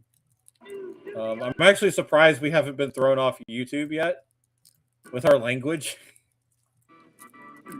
but we didn't cuss 5 minutes into the show, so we skirted their rules. I'm currently listening. Obviously, you can hear that Bobby's listening to The Doors. I'm listening to Lebanon Hangover, one of my favorite EDM bands in the whole world. So, I did. There was actually a story, and I'm not going to wait till Bobby comes back because I'm going to start it now. And I read this story, and I thought it was absolutely fucking hilarious. And the story basically is that people are now so obsessed with their sleep, they've become insomniacs without their sleep. No joke. No joke, okay? Nearly half adults surveyed have used the app, but only 15% that actually improved their sleep.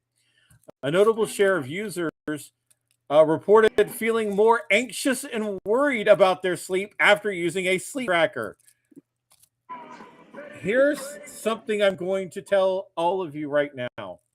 When it comes to sleep trackers, they don't work. I'm not joking. Sleep trackers do not work. Because I know this for a fact because I had a sleep tracker on my phone one time and it said I only got 30 minutes of sleep when I know for a fact I got 8 hours.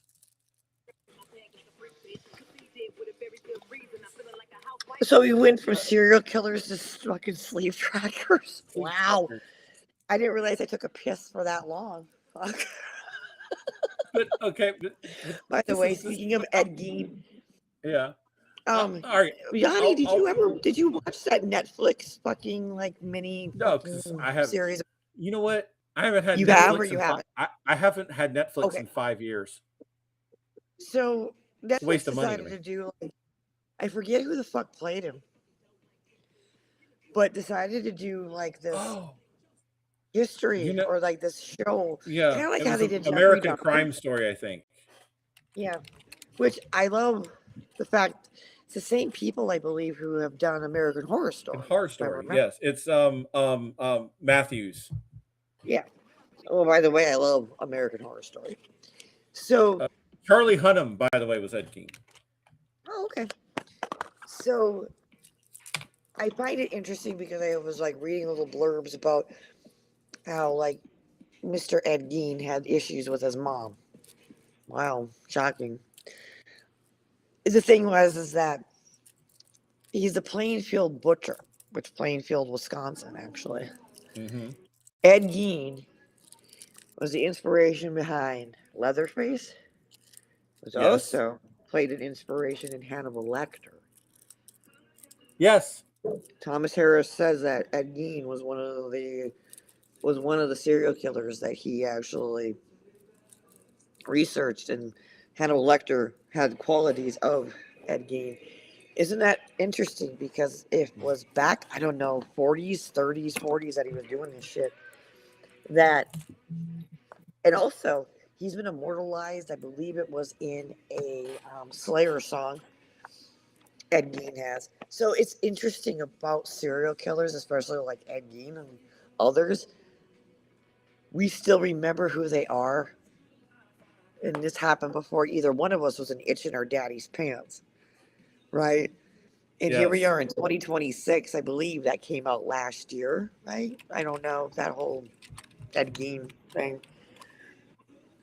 But why did it take that long to actually do like this I don't know, as in-depth as say that Netflix can do about Ed Gein, who has been the inspiration to just two I can name very, very pivotal, like,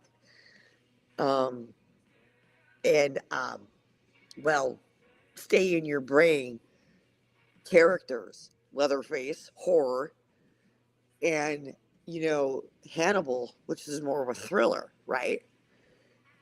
So why the fuck didn't anybody do this before? I mean, I know that they've done documentaries about him and shit like that, but why wasn't there ever really like an Ed Gein movie made? You wonder why? Yeah. Look at what the fucker did. Yeah, there's lines. That's what it is. There's lines. The same At thing least with Dahmer when they did that. oh God, How I long did hated it that. take them to do that? It took them almost 30 years to do a Dahmer thing. And the And thing you is, wonder why? yeah, There's reasons I why. hated it. Okay, can I just say that I didn't want Dahmer humanized, by the way. neither should Ed Gein. Here's the thing. There's a reason why there are certain serial killers out there that no documentary or movie has ever been made about. You know what? It's because society doesn't need to have that back there, right? I just believe realized that something. certain shit just needs to stay there. Like, you don't need to be doing movies about Oklahoma City. Do we have a movie about H.H. Holmes? Ah, shit. Because I have a theory about H.H. Holmes. There might be. I cannot definitely say, or loosely based on him. Yeah. Okay. Does anybody know? Should we actually explain who H.H. Holmes was? Was he the one in Chicago that killed the 9 nurses? Yes. He had that hotel, basically that murder hotel. Because one of the nurses survived. I remember. Okay, so I have a theory about H.H. Holmes. Sure. That he may not be Jack the Ripper, but he knows who Jack the Ripper. He knew who Jack the Ripper was because if you look at the timeline, okay, H.H. Holmes was in London during the time of Jack the Ripper.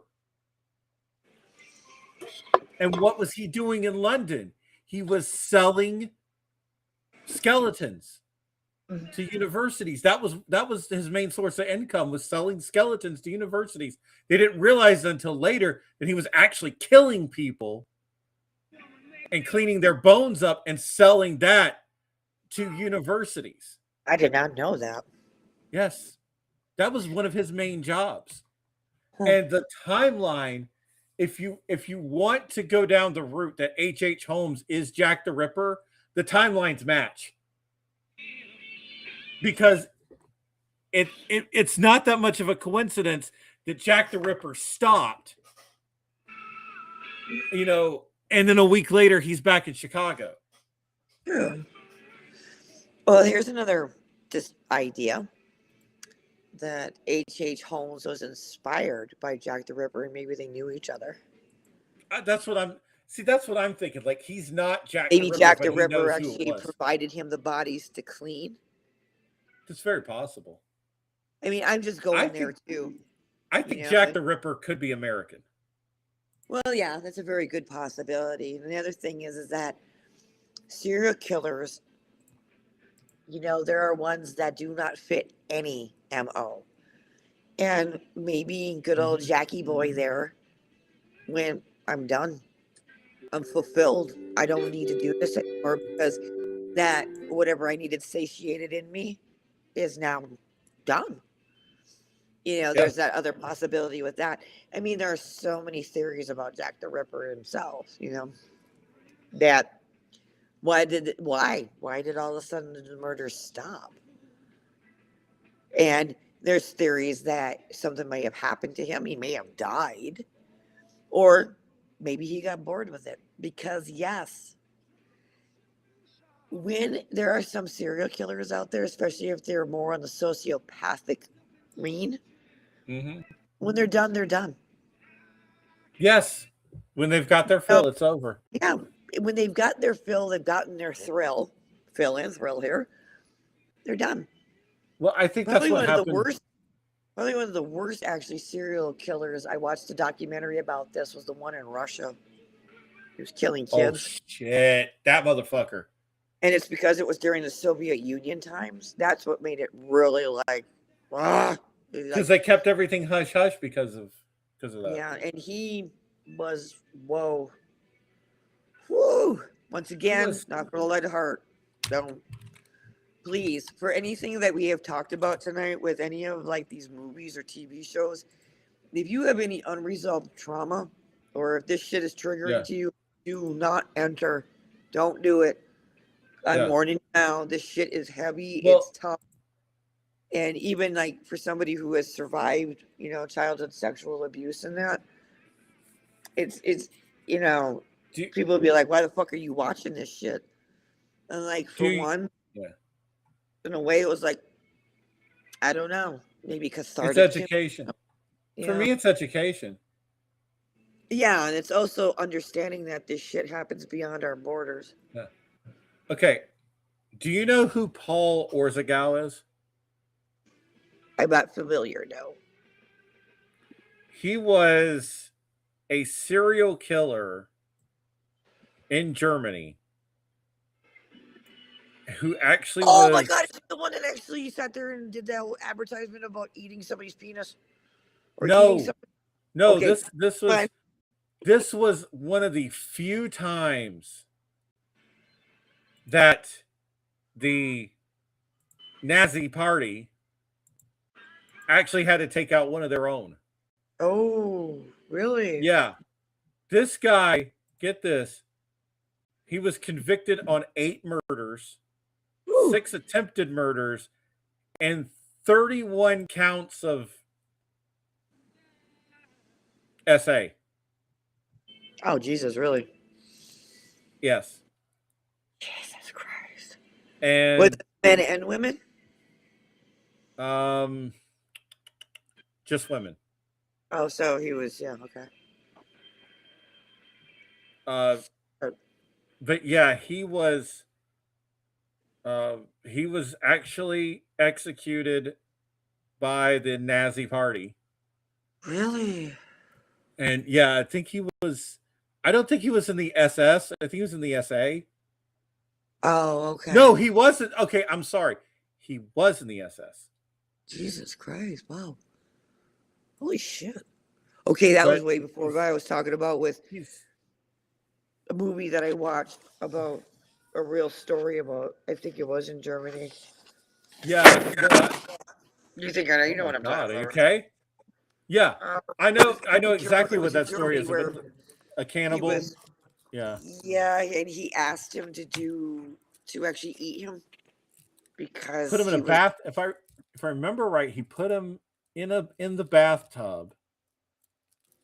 Yeah. Did the deed. Yeah. And then cooked it. Well, the big thing was that he wanted him to eat his penis because he was so shamed. Yeah. I actually am gonna have to leave here because it. I'm down to 2% battery. Oh shit! Yeah, it's over 3 hours. So yeah, we've gotta wrap somebody things up. somebody voluntarily wanting to have his penis eaten. And by the way, this man volunteered for a cannibal to do this.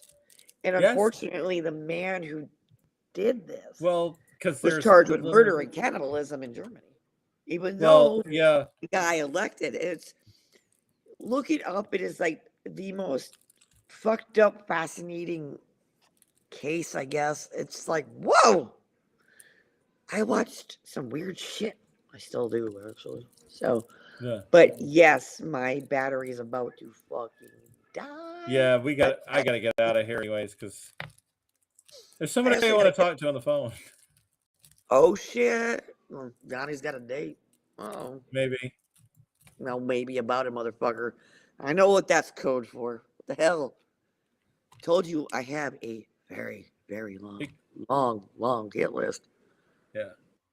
Well, I was also about to say it's actually more business related than it is anything else. Business. No, legitimately, it is business. Bullshit. That's why you're so coy about it. Anyway. Business and pleasure, yeah. You know I'm gonna give you shit, dude. I know. Come on, you're doing the same thing to me. Oh yeah, I got a call. I got a call to handle. Anyway, I don't, by the way. There might be Rebecca. Love her. Rebecca Watson. Great writer out here on Substack and shit. I was her #1 crush. God, that's kind of sad. Sorry, Oh, baby. it's not sad. Oh, goddamn. Anyway, you're saying that because you got on my list, motherfuckers. I'm Johnny, not putting up my list. Sorry, I'm not putting up my list. I don't want to. why? I don't want to cause any. How do I put this? Drama. Friction between couples. You know. Oh, okay. Got it. Totally cool. Not gonna Yeah, act on it, people. I think that everybody will. I know that everybody that I did is either one single, but I know they're married and it's a joke. Yeah. Because the whole thing about this whole Substack crush thing is that it's Substack, baby. But when I write that, when I do that, I'm like, these are people who I actually would want to meet in person. Hello. Oh, there's But a lot of. that's what I'm saying. It's not like I want to meet up with them and do anything nasty to them unless they really wanted to. But anyway, I'm considering one. At the rate this world's going, everybody meet up in Fayetteville, and meet up at a yeah, Waffle House well, somewhere. Waffle House. The way I look at it. that's what we'll do. That's what we'll do when we're pretty convinced the missiles are going to start flying. We'll all go to You would Fayetteville. need to be convinced, baby. Be like, if I got the money on hand, my ass would be in my car right now and be like, hell yeah. Oh, that's my thing. Like, if I know the missiles are flying, I'm jumping in my car and I'm going to Fayetteville. You know why? Mm. Fayetteville is CENTCOM. Oh, that's where the base is, Fort Bragg. Mm-hmm. Well, they don't call it Fort Bragg anymore, but fuck y'all, I call it Fort Bragg. Well, no, they call it Fort Bragg again because. Oh, did they switch it back? Because it was Peg like Seth, Fort Bragg or something. Peg Seth is like, we're calling it Fort Bragg to own the libs. Fuck off, hog shit. Yeah, Go, okay, go drunky. suck on a whiskey bottle. See, I'm good with that because I live like within an hour of either Shaw Air Force Base or Fayetteville. So when they start flying, I'm getting in my car. That's where I'm going. Yeah, and that's going to be one of the targets they hit, by the way. I'm glad I live in the mountains. That's the point. They buffer. Yeah. Well, no, that's the point. I don't want to survive a nuclear war. I do. Motherfucker, I want to be one of like the Mad Max people with like, I'm going to wear that sexy ass outfit. Fuck that shit.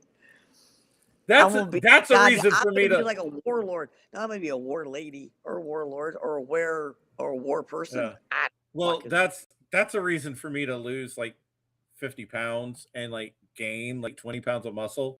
Yeah, that sexy outfit, man. I love it. Is to get that. Except mine would have spikes. Oh, definitely. I'd have to have spikes like on the arms, right? Oh, I wasn't talking spikes on the arms. What, on your butt? On your penis? Cod piece? That cod piece is gonna have some serious spikes. Why do they call it a cod piece and not a cock piece? I don't get that. I think maybe that's just how they rolled back. It should be cock piece, not cod piece. It sounds like a fish. Cod. I tell you what. Before next, is it next week? Yeah. What about it? April the 4th. Okay, so yeah, next week. Before next week, I'll look that up and see what the history of. I thought you were gonna buy one and like wear it the next time. I am not gonna buy a cod piece. It doesn't make it because it doesn't make you look bigger. It actually kind of makes you look smaller. Well, it's supposed to protect your junk. This accentuates. Images may appear bigger than what they're supposed to. What is that? Objects appear larger or may appear closer than what they are. Closer than they appear. Yeah. Yeah. By the way, can I just say this before we go? No. Chuck Norris fought the LGBT community, and the LGBT community won. I fucking hate that so much. Fuck Jesus. Say hi to Charlie Kirk for us. Yeah, they're probably butt fucking each other down there. Rush Limbaugh watching. That'll get thrown off somewhere. Asses. They're probably, you know what it is? Chuck is probably like fucking like tossing his salad and shit. He's doing that to No, I think he's actually doing that to Rush Limbaugh. Well, they probably is like a three-way thing, like a whole fucking human centipede thing. What is it? It ain't gay if it's a three-way. Yeah, exactly. I was just eating his ass, and he liked it. Oh Yeah. God, I wonder what Rush Limbaugh comes tastes like in hell. Well, When we get there, we'll find out. no, I won't. I ain't gonna have that fucking rotten ass semen in my mouth. Real. No. Ugh. No. I mean, we'll ask somebody. Yeah, like Chuck Norris. Yeah. Or Charlie Kirk. Either one of them. Fuck yeah. Gross. Come after us. All right. We gotta go. Seriously. Ass in hell. Eat ass in hell. I'm gonna put Hopefully- that on a shirt too. You know what? That should have been the line. That should have been the line in The Exorcist. Your mother eats ass in hell. I want that clipped, god damn it. You motherfuckers need to actually be watching this shit. You have no idea what you're missing out on. They eat ass in hell. Your mother eats This gets ass worse. in If my hell. battery wasn't about to die and Yanni wasn't about to fucking like, keel over and fall asleep, this could go on for days. Days. And Nuts. We're fucking nuts, dude. be glad that my battery is at like 1%. It's about to die. All right. So, All right. Since Bobby's battery is about to die, yeah. thank goodness it's Like, not literally. the other battery. So, all right. I have rechargeables for those things. All right, let's get out of here. Everybody, wash your ass. Wash your ass. That's the first thing. Wash your fucking ass. Manosphere. Knock the Make fuck sure you learn off. how to gargle the balls. Yes. Do it right. Yes. Yeah, But definitely. wash your ass. Please lick the taint. And Don't MAGA forget to fuck tip. off. Yeah, don't forget to tip. Oh my god, we're going to prison for sure. All right, I'm not. We'll see you next Saturday. Bye, everybody. Eat some ass in hell, by the way. Eat ass in hell. Yeah, eat ass in hell.